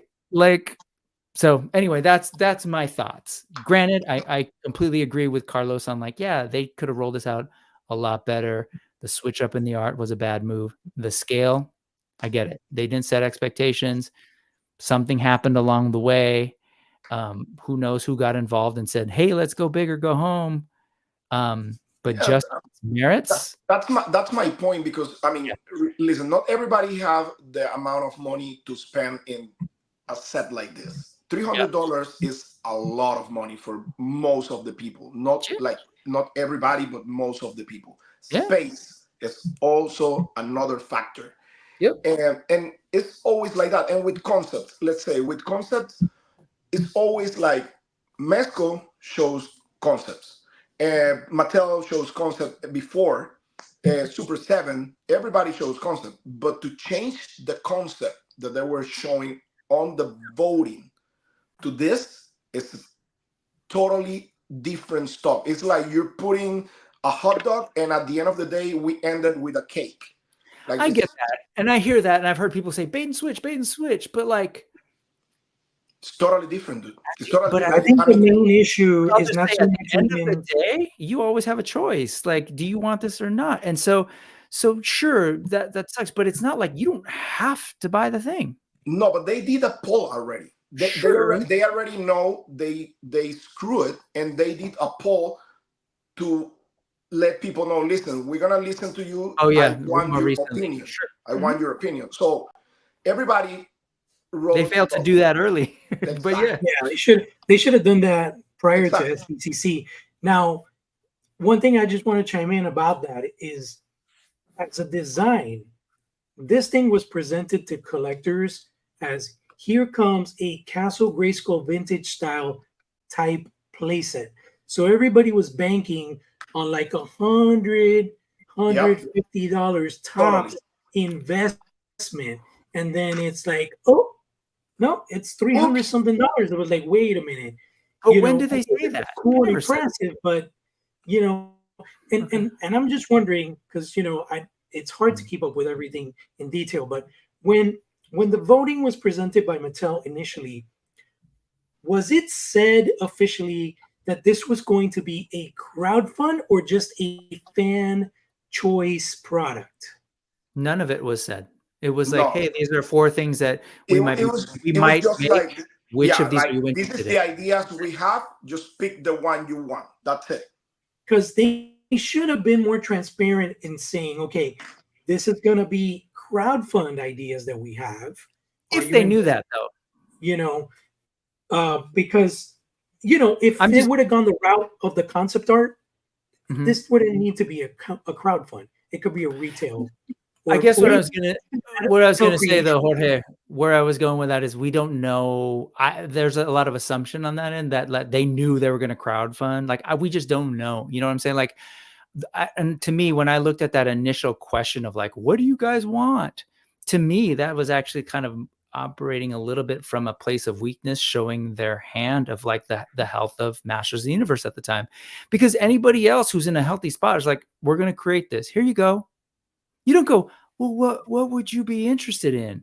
Because I know or I suspect that they're unsure about what people are willing to spend at this time. I'm totally with you on that. I'm totally with you on that. Yeah. If they, let's say, like a friend of mine, one of my best friends that he's for sure not backing this, he told me, listen, if they just show up this design from the beginning, and they like, hey, we're going to do this, I will be on board.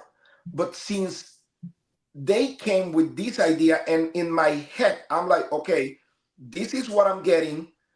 I'm going to pay this amount of money. This is the size that I have, space that I have. And then they show me something totally different, totally out of scale, totally different design with a total different budget. Dude, like, what do you expect from people? Like, that's the reaction they're going to have. Well, I'm going to follow up with Brick's comments, where he was saying, you know, if we don't support projects like this and stuff like that, where is the Motu IP going, right? Because we're not supporting it retail or whatnot. I mean, there is a new contender in the arena, and it's Mondo. So Mondo revealed, which is like completely crazy, that they're doing the 112 line of the Motu 2000X Mike Young Productions cartoon. And this is exciting stuff. This is crazy because there were so many characters in that cartoon that Mattel has yet to have made. For me in particular, one of the top wish list characters was Captain Randor. I loved seeing a younger King Randor, you know, commanding his forces in the middle of battle. You know, I never understood at one point, right before Matty Collector went away, I remember Toy Guru did a video on YouTube mentioning that one of their plans was to do a Keldor versus Captain Randor. That would have been so freaking awesome. And the fact that, you know, Mondo has entered the arena now, and it looks like they have so much love for Motu over there. I recently was watching the Scaremare Scareglow live stream yesterday, and some questions came up about this. And really exciting news is that the first wave is going to be consisting of 3 characters, one being, of course, He-Man / King Grayskull, because we have the alt head and the alt chest plates, right? But there's going to be 2 villains. One is going to be a fan favorite, and the other one's going to be like an off the rails type of character. And then wave 2 is going to be Skeletor and a fan favorite hero and an off the rails ally. That's amazing. We're getting 6 characters for sure in the midst of 2025. Yes. But that still leaves a place for exclusives, variants, and even, you know, steeds, beasts, because Hector made it very clear that they want to go into the realm of obscure, where they're not just going to be in the safe zone borrowing bodies, and we've totally seen that with their 1/6 scale line. Like, they did this amazing He-Man and Deluxe Skeletor, and then boom, here's this gigantic Beast Man, right? Give me a shadow beast. I love the fact that they're not playing safe in the sense of like, oh, we're gonna do these buck bodies and just do, you know, alternate heads and gear, and they're really going off the rails. So I could see things like, I don't know if you guys remember the Giants in the 2000X cartoon, where totally. like 2 or 3 different giants. There was a lot of different characters that haven't been explored from different factions. When they were going to the different factions, they had that lion looking dude. There's just so much awesome stuff to pull from. Can you Marshall? Right, no, you love the Marzo. Hey, clarify though, when you said off the rails, was that their wording, and did they kind of like give us parameters? Does that mean like Hector said obscure and like and deep cut type of characters? That's exciting. So that means, you know, they're probably gonna do, you know, oversized characters. I don't know if 2025 is going to be the time, but maybe 2026, if it goes well, we could see new 112 scale Battle Cat, maybe even Battle Lion. You know, you know, but it would be that Battle Cat from 2000X with the gear and stuff. Yeah, with the alternate gear, and then an easy switch out. They could do Battle Lion with a new head. different mount, so there's just so much cool stuff to come from this. And I think this was the best segue because we were talking about Motu and where Motu goes from now, because obviously Mattel's origins are doing well. It's interesting though, because they sell really well at retail, but now they've kind of done like a sideline where it's just Mattel Creations specific releases that don't go to retail, but then they're still at retail. So I'm wondering if they're paving the way to make Origins a straight Mattel Creations direct purchase thing and shy away from retail. I don't know. What do you think about that, Brick? Well, a couple of things, because I know I was really kind of questioning the sort of like the stability or health of Motu, or just, from my whatever perspective as a fan and someone who watches toys. I think I also think I got to say the fact that like Mondo's doing this has always been fascinating to me. The fact that they had the license and were doing these figures, obviously they were in a very different place doing the 1/6 stuff. So it was like unique. It was very Mondo, like, higher premium price point that like, so that was fine. I kind of understood that. And I was like excited that somebody else has picked up the license, but now they're moving into 112, which technically would be similar and sized up with Masterverse, right? Which Mattel produces. So to me, it's like, I don't want to assume like, oh no, Brick, you're totally wrong, because clearly like other people are picking up the license. To me, I'm not sure. For me, like Mattel Masters of the Universe is one of like Mattel's crown jewels. So the fact that we're like at this place where they have to kind of hand it off to somebody else to produce fakes, I don't necessarily think that signals like, oh, see, Motu's doing just fine. As far as what you're asking about Origins, just to clarify, I think it's like the sort of like what Origins was doing is largely at Mattel Creations, right? Cartoon creation and all those crossovers, because they're pretty damn healthy with the Turtles, and then they've got the Stranger Things. So there's a lot of that sort of style at retail. I don't know if that necessarily signals like good or I don't know, or bad. I think if anything that might I just think it's too many SKUs for some of these retailers maybe that they're willing to take on to carry like the regular Origins and a Stranger Things and a Teenage Mutant Ninja Turtles and a cartoon. So I think they just made a decision of like, well, we don't want to discontinue that line and stop making characters for it. They muddied the waters a little maybe with that Cartoon Creations, too bad. But so I don't know. I get all that to say is I don't think it necessarily means like they're phasing one out versus the other. I think though they and Hasbro are flirting with alternate ways of getting figures to people. Hasbro's been doing it with Hasbro Pulse for a while now. Now as you pointed out, Dragon Man is not a crowdfund. We're going to try and just create these special things that I want to say, if I remember, like that's Hasbro Pulse exclusive. So that's direct. Yeah, it's again direct from them, which is another them flirting with a different way to offload their figures that is separate from Target, from Walmart, etc.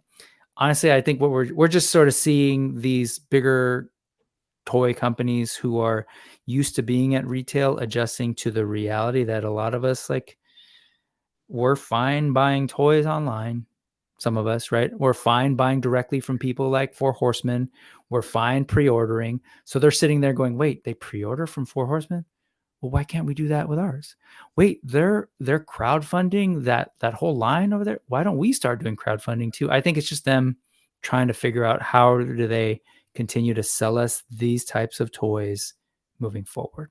So I think it's like them experimenting. Yeah, it's a great idea because it's pretty much what we were doing. Remember, Matty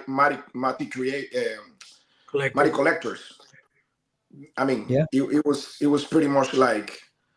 I mean, I remember the hassle with my collector. Oh my God! If you didn't get the subscription, you were screwed. Like it was a nightmare. It was a nightmare. And also, like, to be fair, context, like the idea of that infrastructure for like building up a store what was that? Digital Rivers, or like all that stuff was Digital super. River was the one in charge of the Yeah. distribution for It was everything. all like super early, right? Things are Yeah. very different now. I will say the other thing that in the notion of them trying to figure things out, I got to point out like the idea of Hasbro not being the only ones to make G.I. Joe and Mattel not being the only ones to make Motu figures is also, I think, a newer development that we've kind of glossed over the last couple of years.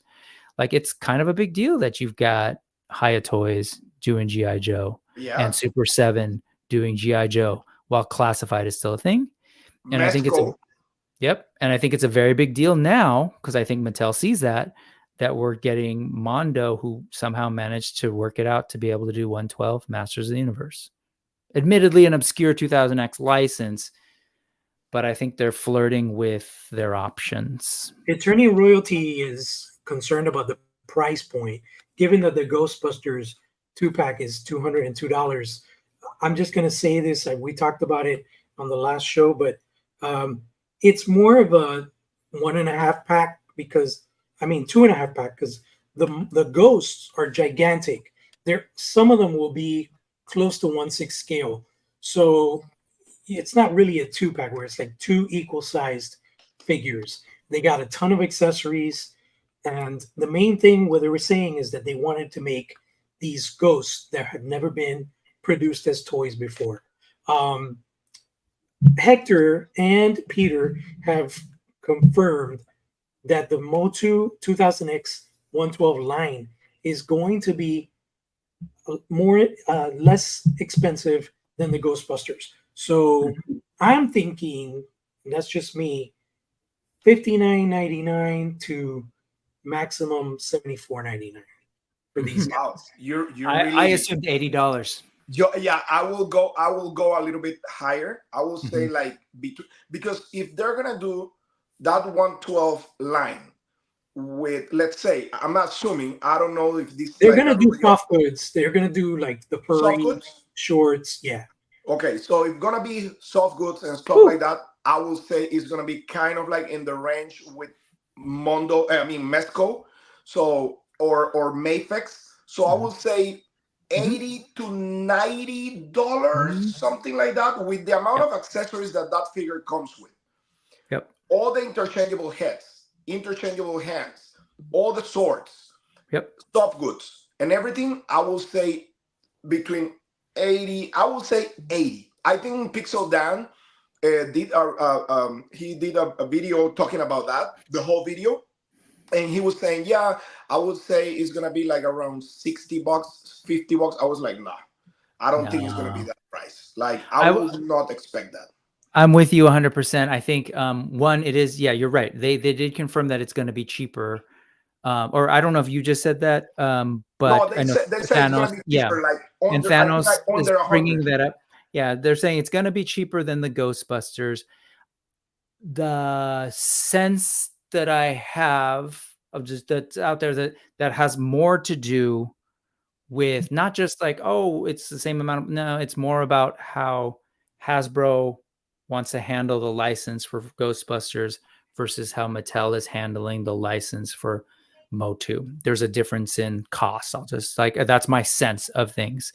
Right. So with that said, I'm with you that I think it's $80, $90 for exactly the same reason. Like they're not trying to make Motu, and I don't think Mattel would give them the license if the idea is, oh, we're going to make the figures that cost the kind of thing that you would get at a Target, like at the NECA section.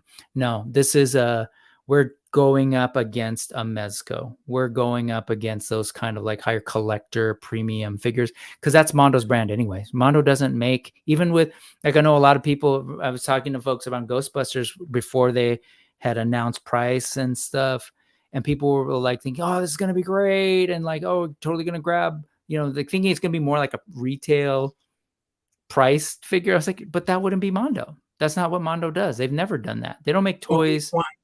Says, I prefer to buy a Mattel version of 2000X than paying 80 plus. Here's the thing.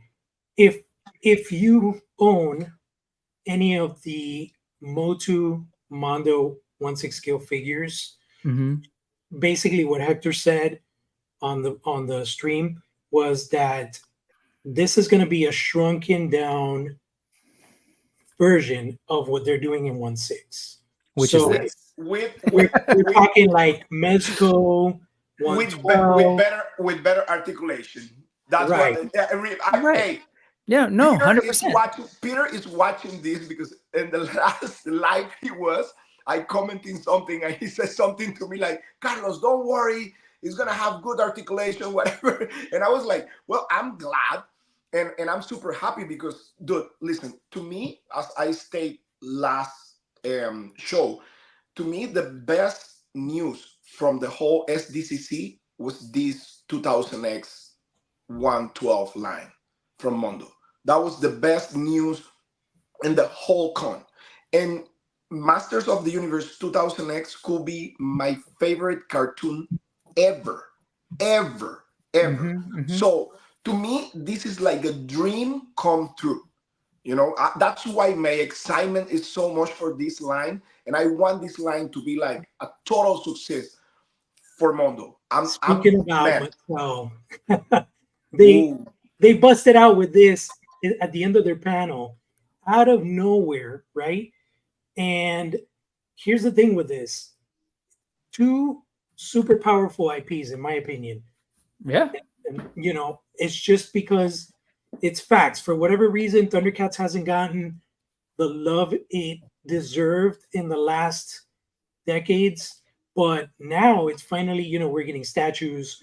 Mondo's doing 1.6. Super 7's doing their thing for a while now. Cat Slayer, things that I never would have dreamed happened for that IP is happening. And then Mattel wants to get a little taste of that. But the question lies, and I want to know what you guys think and what, you know, the viewers think is this a mashup like they're doing with Turtles of Grayskull, or is this maybe in the vein of, because they did it at one point, if you remember, they did the Motu crossover with DC, and they were just straight 2-packs of like their DC, where the DC UC The classic stuff. and the Motu classics. Yeah. So from Toys R Us. Right, but then it's like, how do they do something like that without muddying the waters with Super 7, and legal wise, are they able to cross those boundaries? So a lot of people are leaning towards this is more of like an Origins mashup style type thing. So what do you guys think about this? Well, I think, I mean, looking at the history of what we have right now, I mean, in all these matchups that Masters of the Universe are doing with Ninja Turtles, with all of this, I think they're going to go that route, man. Mm-hmm. Because one thing is this, and you need to like kind of like realize this. Some people were saying, oh, Mattel is kind of like shooting like their own foot by doing the Filmation style little figures with the Origins figure at the same time, right? And I think, to be honest with you, I mean, I kind of like more the Filmation style ones. I don't own any, but I've seen them on the, I think that calls more my attention because of the old cartoon, Filmation cartoon, right? But to be honest with you, I think they will go that route mainly because that's what they're been doing. Like if you follow all the steps they were taking with all these new IPs mixing with Masters of the Universe, my thought is gonna be that because they already have their Filmation line, and that Filmation line is awesome. I really like those figures.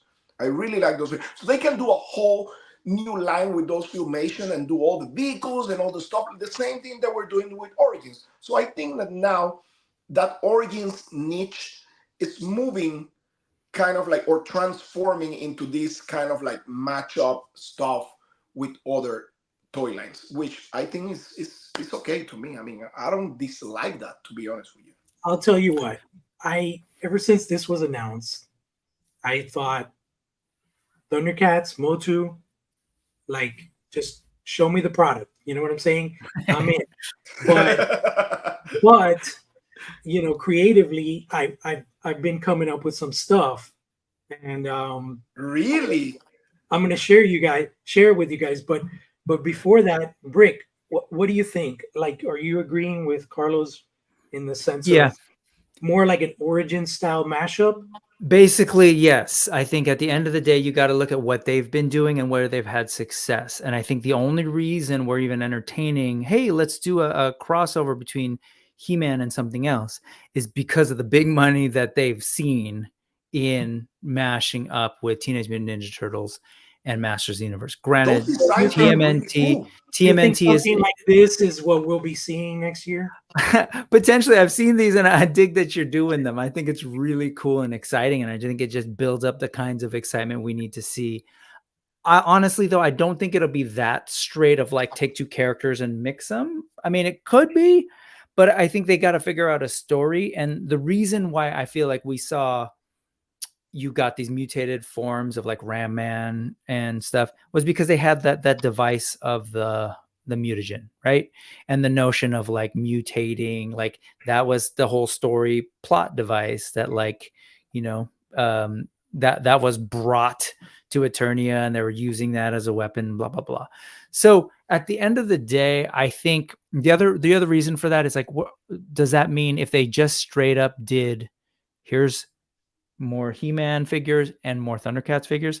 Are they just going to re-release another He-Man? They've already got that.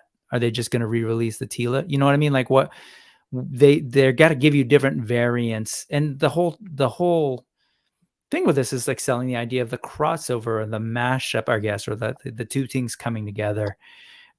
So if they're smart, they give us Thundercats that have mashup or style armor that can be removed, and you can then kind of create a more traditional look for those figures in the 5.5 inch format, just like they did with New Eternia Masterverse, where it's like you can kind of give them the new stuff and then you take it off and you can kind of achieve a traditional look.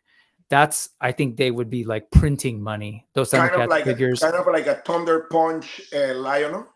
Sure, but like more like sure, like let's say like a Dragon Blast Lion. No, he's got the dragon on or whatever. Then you take that off and he pretty much with like an alt armor, like, you know, like that links onto his normal armor. You take it off and he looks like a normal Lion-O.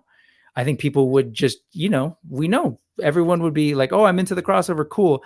But I take that off and I got my Lion-O, my Thundercats that can actually look like Motu figures, and they would be printing money. Like those would sell Terror Claw, no problem. Right. And you just take off the claws and you've got Mum-Ra. Right. Well, we have something similar with WWE, correct? Remember at the beginning? They still do. There's like originally the line was Masters of the WWE universe, and then so far now it's like WWE All Stars, where they're still using the same body. And then now there's the Ninja Turtles. Am I getting that right? Yes, there are Ninja Turtle WWE figures that are basically WWE figures. Well, they did also something weird with Street Fighters and the ECW or WE, whatever. I don't remember.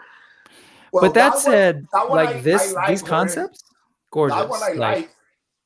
Yeah, no, it was tricky because I'm not a big fan of the mashup concept, right? But since I know that's most likely where they're gonna go, coming up with these concepts was really complex because, for example, I think it was let's see, somebody mentioned something about Obi-Wan. It says, how about a He-Man with the Lion-O head of hair?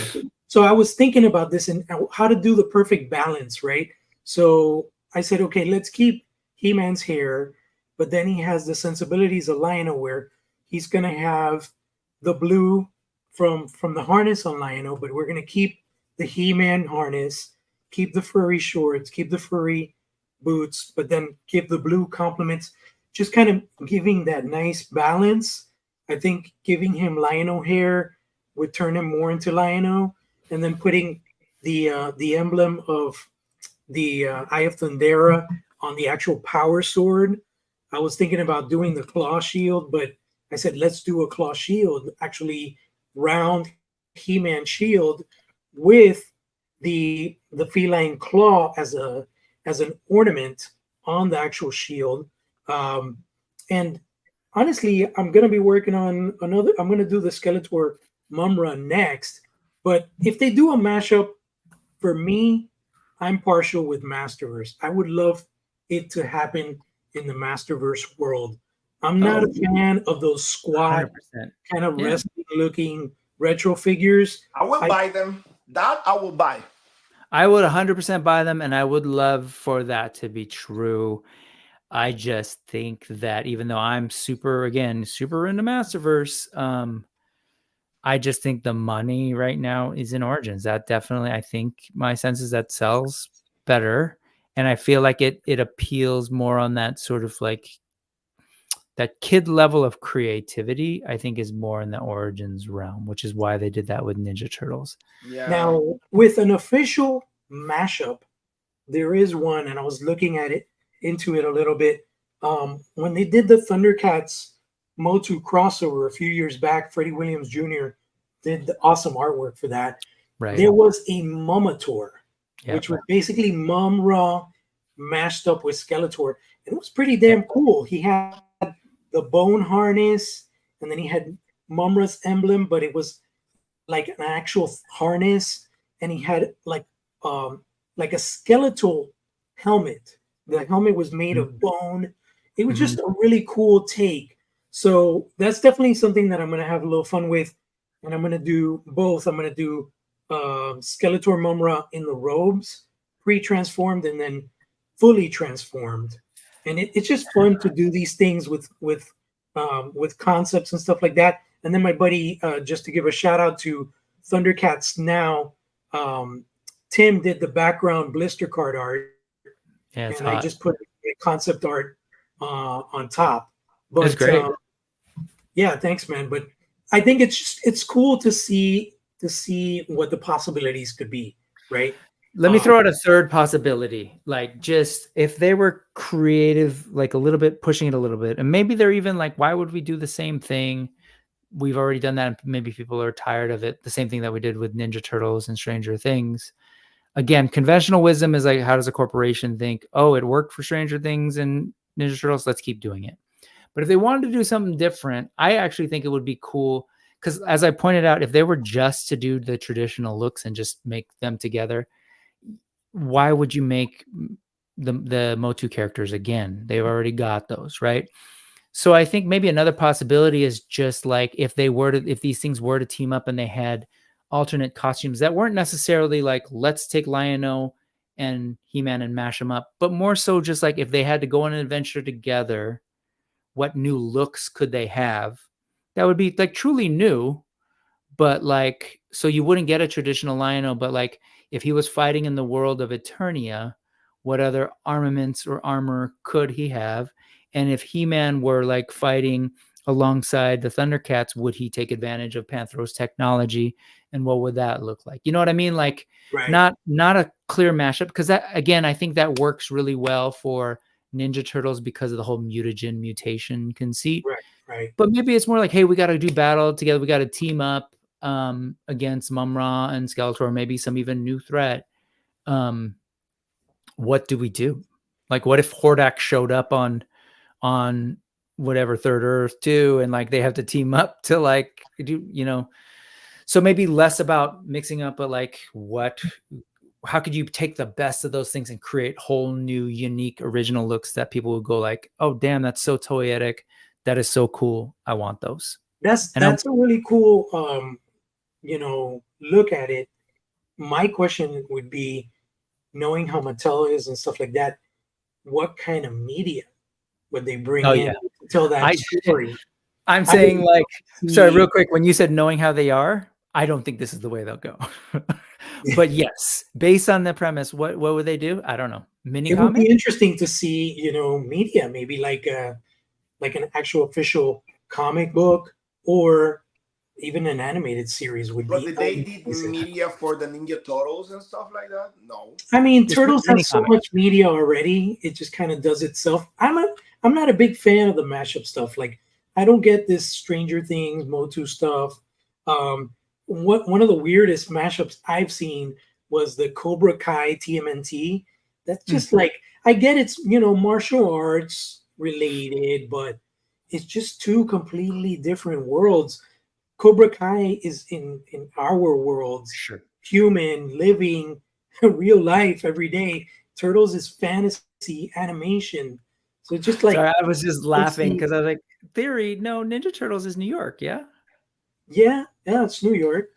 But yeah, was the first real world-ish, I'm saying, is like real world. Yeah, he's talking about fantastic characters. Yeah. Right. Cobra Kai is live action, it's actors. Right. Turtles, right. I mean, Jim Henson live action movie. But what I mean is the origins. I'm with you. Like Cobra Kai. Yeah. Ninja Turtles is even Stranger Things is really weird, I mean, Jorge, you look like a Ninja Turtle, dude. I think at the end of the day, we know what it is. It's corporations trying to create synergy to, like leverage both brands to sell more crap. Like, honestly, that's it, period. So, but I will say this pairing, as you're pointing out, even Ninja Turtles, I was like, oh, that's interesting. And that's a creative, I got to give it to them. That's clever. Even the Stranger Things, I look at those, they're actually really cool looking figures. Like, I think the Demogorgon's really cool looking. I think but when you go Thundercats and He-Man, come on, that's like a no-brainer. Like they exist in a very similar sci-fi meets sword and sorcery space. And I guess that's where I'm just like excited. If they were to do it, like, yeah, give me an Eternian style Thundercat and vice versa. Dude, that means they're gonna do also Silverhawks. Bringing that you. Yeah, honestly, I think we should just be stoked. Like that's the thing. At the end of the day, it's like the fact that that's happening is epic. I'm with you. I prefer Masterverse. That's just where I'm at as a collector. I love the Origins 5.5 vintage, nostalgia of that buck. What's up, man? Shaking his head already. Bro, you guys have no idea. Like, I had a headache this afternoon, and I just passed out. And all of a sudden, I look at my clock, and I'm like, "What the hell?" I was like, "No freaking way!" I apologize, guys. It's cool, man. You just came in when we were talking about the Thundercats Motu crossover. We're just spectating. And with your beard and hair, I always look at you as a wizard. So Wizard arrives. Always. He was watching the show, and he's like, "Well, now's the time that I need to get in." Exactly, Carlos. Exactly. I'm like the most sense to come in right now. That's very smart. That's how. That's. What do you think, Jay? What's your take on this crossover from Mattel? You think it's going to be Origins? You think it's going to be a straight up mashup? Well, let me first say that your designs that we put up earlier in the week, they were amazing, right? Thanks, bro. I really like the use of color that you decided to apply to that particular style. That's the hard part about this, though, right? Because right now, what's happening with Turtles of Grayskull is that the mashup is so successful, right? People, it's creating brand new designs for the characters, right? It's tricky with Thundercats, though, right, Jorge? I mean, like, the real problem is that there's a history there too, right, for Mattel. So they got to get this one right. You know what I mean? Do I want to see Thunderian armor on Master Universe? That would be interesting, right? Because with the new comic book that's come out, it's now the momentum is going forward, right? A lot of people like the new book, right? So it might be that they go with the new direction of the book, right? With the sleeker armor, maybe the sleeker designs, right? But that'll be for the Thundercats. For the Master Universe, right? Does that really apply? Because right now we're seeing stuff like Stealth He-Man, you know what I mean? Like Stealth Ninja He-Man, you know what I mean? Where he's wrapped in clothes, wrapped in like a lot of what's it called? Cloaks, you know what I mean? Like ninja style. We're seeing newer versions, the ones that were announced at San Diego Comic-Con, of the new armors for, and that's Eternian armor on turtles, right? Mhm. So there's a lot to be said about how that works on the opposite end, right? But as we've seen with your designs, there's a lot of room for Thunderian armor on Master Universe too, right? So it's going to be interesting how they actually play this out. But is there a world where we just see a 5.5-inch Lion-O like what Funko did with Savage Land? You know what I mean? Like, is there something that can be done like that? I think there is. I think I would really like myself. I would really like to see, just like actually, I got a good example of that right here. Check this out. So while I was at San Diego Comic-Con, Super 7 released this as a San Diego Comic-Con exclusive. It's funny, I just have this here, but I mean, this is ultimately what we're thinking, right? This is basically how it's a 5.5-inch, right? Homage. In this case, it's going to be brand new figures, right? For Conan, like this one's Conan the Barbarian, but Better articulation, hopefully. I know, exactly. But this is based on their original 5.5-inch releases, right? From their collection from like I think it was like 2012, 2013, right? So it's based off of that buck system, right? So this is very much classic Motu.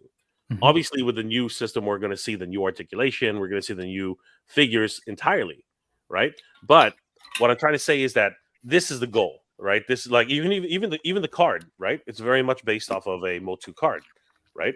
So this is what I expect. I expect at the very minimum this, and I expect to see Lion-O in this. You know what I mean? I don't know if I don't know, Jorge. Can you bring up one of the Funko versions?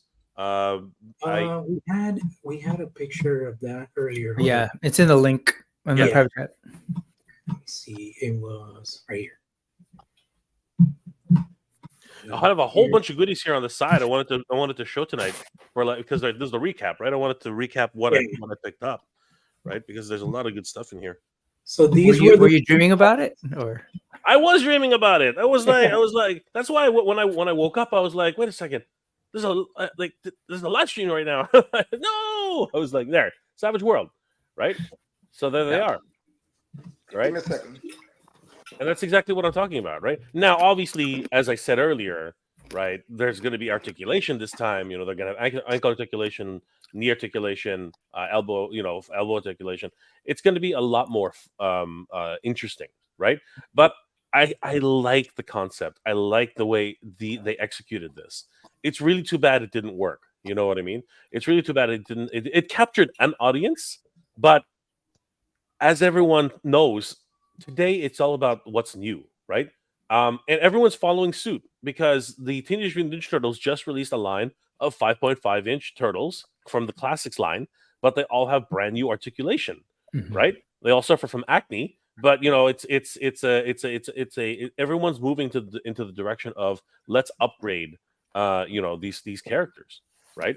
And of course, TMNT shares a very interesting history with Masters of the Universe, right? So it's a fascinating how this is gonna look. But I personally am very interested to see how they release them. And like I said, I think there is a world where the first wave we're gonna see regular Lion-O, we're gonna see regular Chitara, we're gonna see regular Tigra, like we saw there, right? And then sprinkly here and there, we're gonna see upgraded armor for Panthro, because I think the first one who should don Eternian armor is Panthro. I think Panthro lends himself so well to Eternian armor. He's already squat. His original figure, right back in the day, was this tiny little squat guy. He was like small. He fit into the Thunder Tank, right? So he is the poster child for Motu, Thundercats. You know what I mean? Like he's the one. Everybody else, everybody else stood a little bit taller. Like Lion-O obviously was like straight up, like he was erect, right? Yeah. But Panther was literally like squat down, he literally had a Motu pose. So if anybody's going to be the first one to get into a Motu suit, like an Eternian armor, it's got to be Panthro, like immediately, right? So yeah, but I'm excited regardless. I mean, I was so excited when the announcement happened. We all freaked out. Like I I actually have the moment on tape. I think. Let me see if I can bring it up. I'll find it up. I actually have it. But yeah, no, I'm very, very excited about it. Let me ask you, Jay. You talked a lot about the potential for the Thundercat side. So what could happen on the Motu side? The Motu side, again, like I said, Eternian Thunderian armor is very actually, Jorge, can you bring up your designs? I think what Jorge did is a great treatment. You've seen them, right, Brick? We were just looking at them on the Yeah, street. exactly. While you were napping. I did a Masterverse. I did a Masterverse and an Origins. When I was recovering, You were dreaming of it's this recovering. Yeah, no, it's cool. Yeah. No, beat me up. It's okay. That's what you're supposed I'm to do. kidding. When the guy's late, you know the when the guy's late, you have to beat Your him up. voice sounds better, which is These good. guys are I'm glad. bullies. I like So it. this is my Masterverse. God, I would be so thrilled if they did do. Oh my God, Masters that's for so good. whatever reason. That'd be amazing. Yeah. But No, the LJN license is one of those things. You know, I think Super 7 can get away with it. I think they can they can do it, but I really do think the backing card wise, anyways, it's definitely going to be something very different for now. What I would like to see, Jorge, is your take on a logo, a mashup logo. I think that would be really cool. You know what I mean? Because you know how they call it Turtles of Grayskull. What would they call this? You know, right? Because Turtles of Grayskull is a really nice title, right? But what are they going to call this one? They're probably going to call it Thunder, like Thunder, Power and Thunder. You know what I mean? Like it'll be something really cool. I like. There used to be a convention called Power and Thunder, way back in the day, which was a lot of fun. So that would be interesting. Masters of the Thunder. yeah, I was thinking something like that, like Masters of Thundera or something. Masters of Thundera or something like that. Cool. Yeah, That would be really cool. I like it. I'm pretty much down for whatever they throw, whether it's Origins.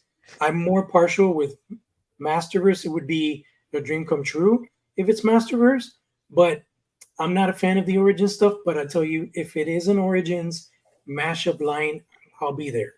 I'll be there for it. But you know, having said that, I'm wondering when you guys think we will get our first look at something. Would it be maybe Toy Fair next year or earlier? Earlier. When is Toy Fair, actually? Toy Fair is usually in February, but due to COVID, they made some shifts, and then it was like last year, Toy Fair was, I believe, in November. So it was the end of the year. I don't know if that's going to continue or they're going to go back to the February slot. Well, if it's in February, I will say February sounds more like realistic than going that back. Because how long they're going to keep that Thundercats, Masters Ninja Turtles? Like how many more characters they can create? As long as they can. I mean, let me tell you something. That Rangman that you were telling me, I saw that on my Walmart and it looks fantastic, dude. Yeah, no, that's the one of the few that I got. I got that one in the I Beast saw that Man. one that is like translucent. Like purple. Oh my god. Yeah. I beat them to that Thanos. But Mattel doesn't honestly, usually show concept art though. Yeah, I honestly think it's going to be a while. They ended it and they were just like, this is really early. It's just a tease. We don't have anything to show. February isn't that far away, and I don't even know what event that would be. But we are in August, right? Yeah. We got New York Comic Con. I don't know if Mattel attends that. New York. You know what? October. Here's the thing, though. They just Mattel just announced another. I believe, if I'm not mistaken, because I remember hearing about it, but I believe they teased another what's it called? Rewind. They have an actual event where they actually go through a lot of their product for the upcoming year. They did it. They did let me double check on this. I'll tell you what it is. I believe it is Rewind, but hold on. Was it like an investor? Was it a Mattel across everything Mattel, or so there were two events that they did a year ago or so. One was the press event, right? What the hell? Shut up. One was the press event where Pixel Dan and a whole bunch of different toy tubers were invited a lot of them international. That was just a press junket, which they did. But the other one was called Revealed. Yeah, that was the one I was looking for. Let me. But I got a question. Do you hear anything about PowerCon for next year?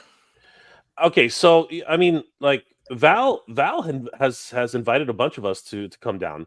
I didn't Val invite you guys too? I was pretty sure that that he would have reached out to you guys. Awkward.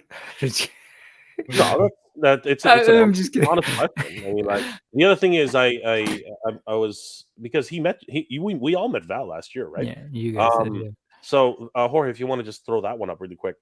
So what I heard from Val. So yeah, this was a 2-day event. They covered Monster High, Uno. They covered their entire product line, right?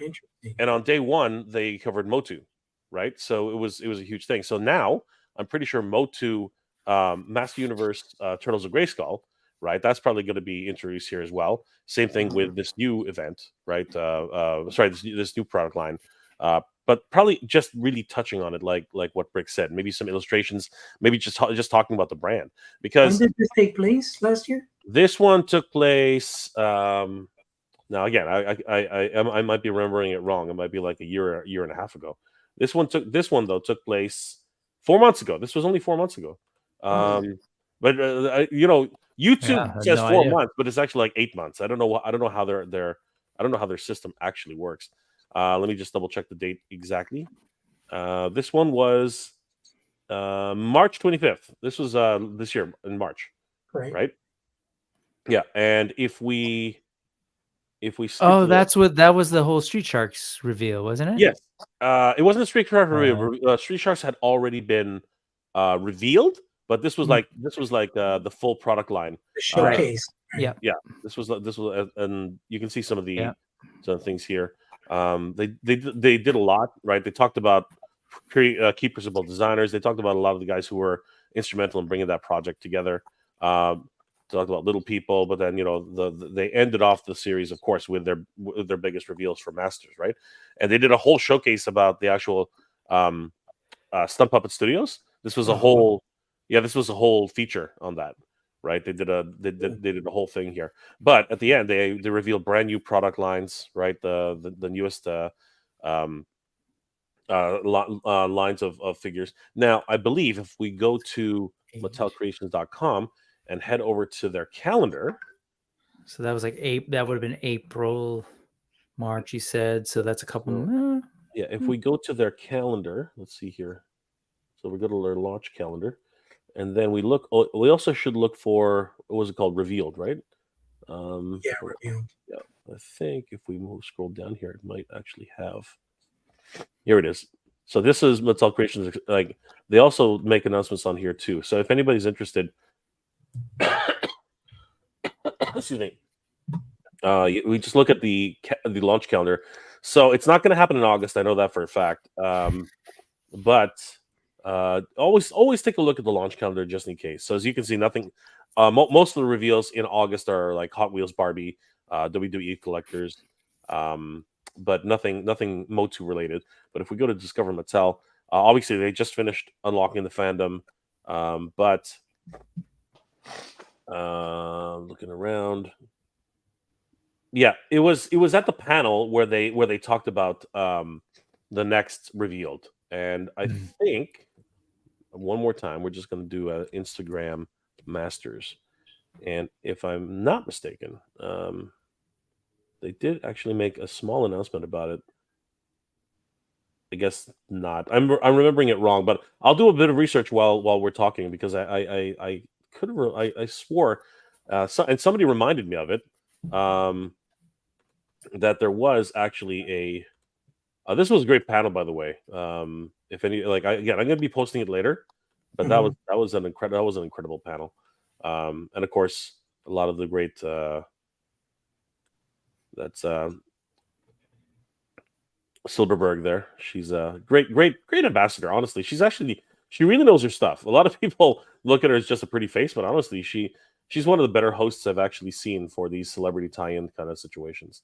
But yeah, they did announce. I'm pretty sure.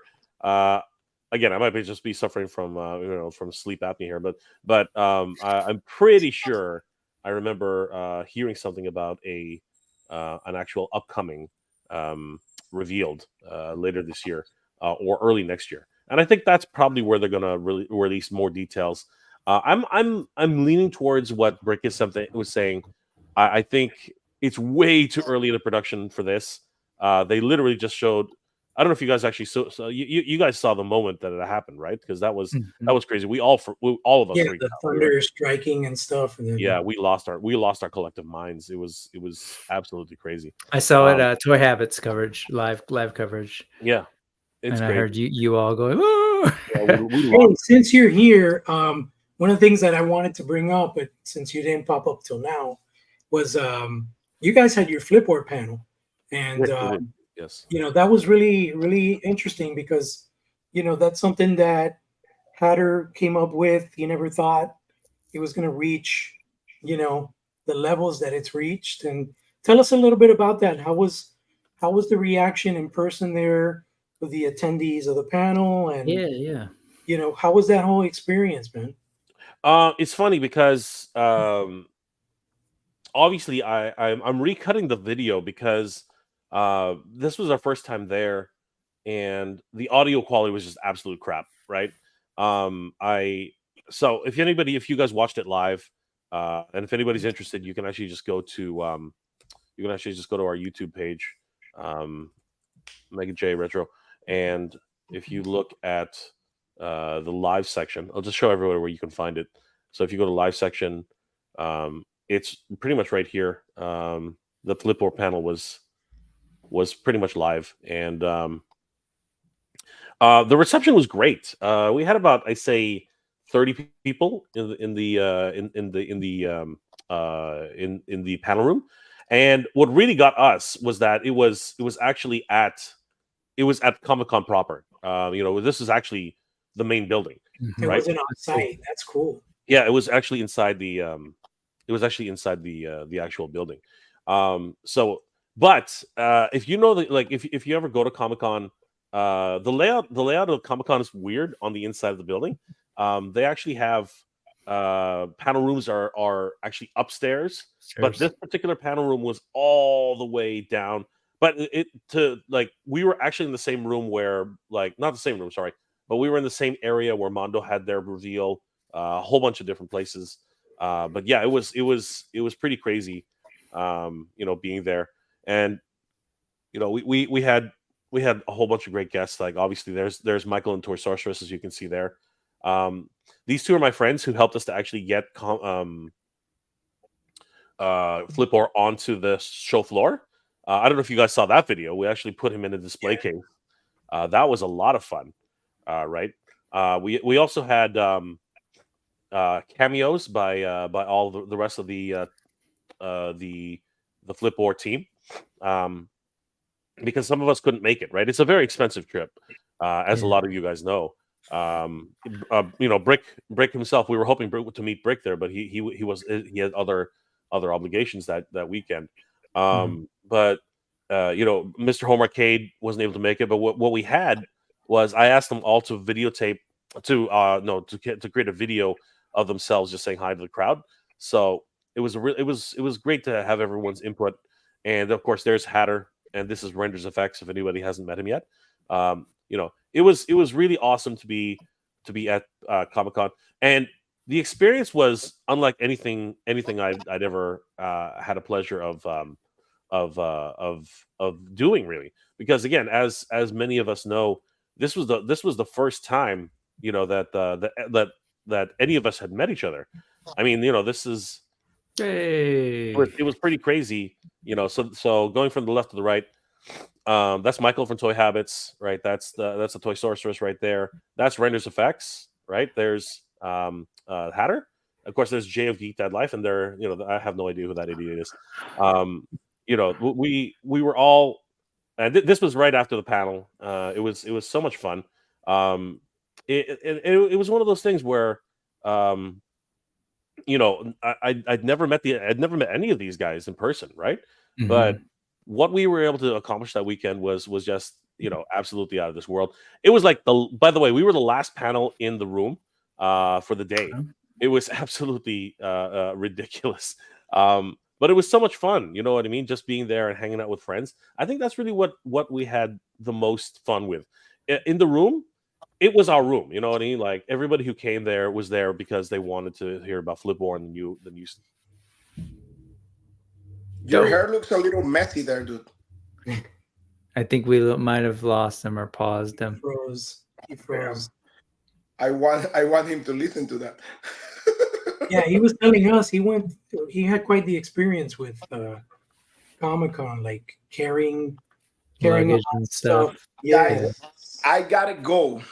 Yeah, no, I gotta go too. I was just being courteous with Mega J. As soon as he unfreezes, I was gonna let him know. Oh man. See, you guys, I need to walk my dog. Oh my God, your dog's gonna pee all over the She's crying outside, yeah. Go. No worries, man. Go.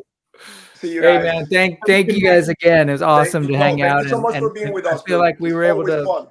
fill out a little bit more because we Oh, yeah, definitely this was were definitely stuck a in lot- the middle of that SDCC. a But lot I think more- we did it. like a smoother transition. Yeah. Thanks a lot Thanks so again, much, Briggs, dude. Cool. for I joining love us. it, was man. fun, Too bad Mega J just boom. Love you, Jay. We'll catch you. Look, he's there. He's there with Lenny. We'll catch you on the flip, man. All right, everybody. Thank you for joining us tonight. And we'll be back again with Mega, and we'll be able to finish this story off eventually. All right. Right on, Have a good man. night, everybody. Thanks Take for care. participating. Bye, folks. Thank you.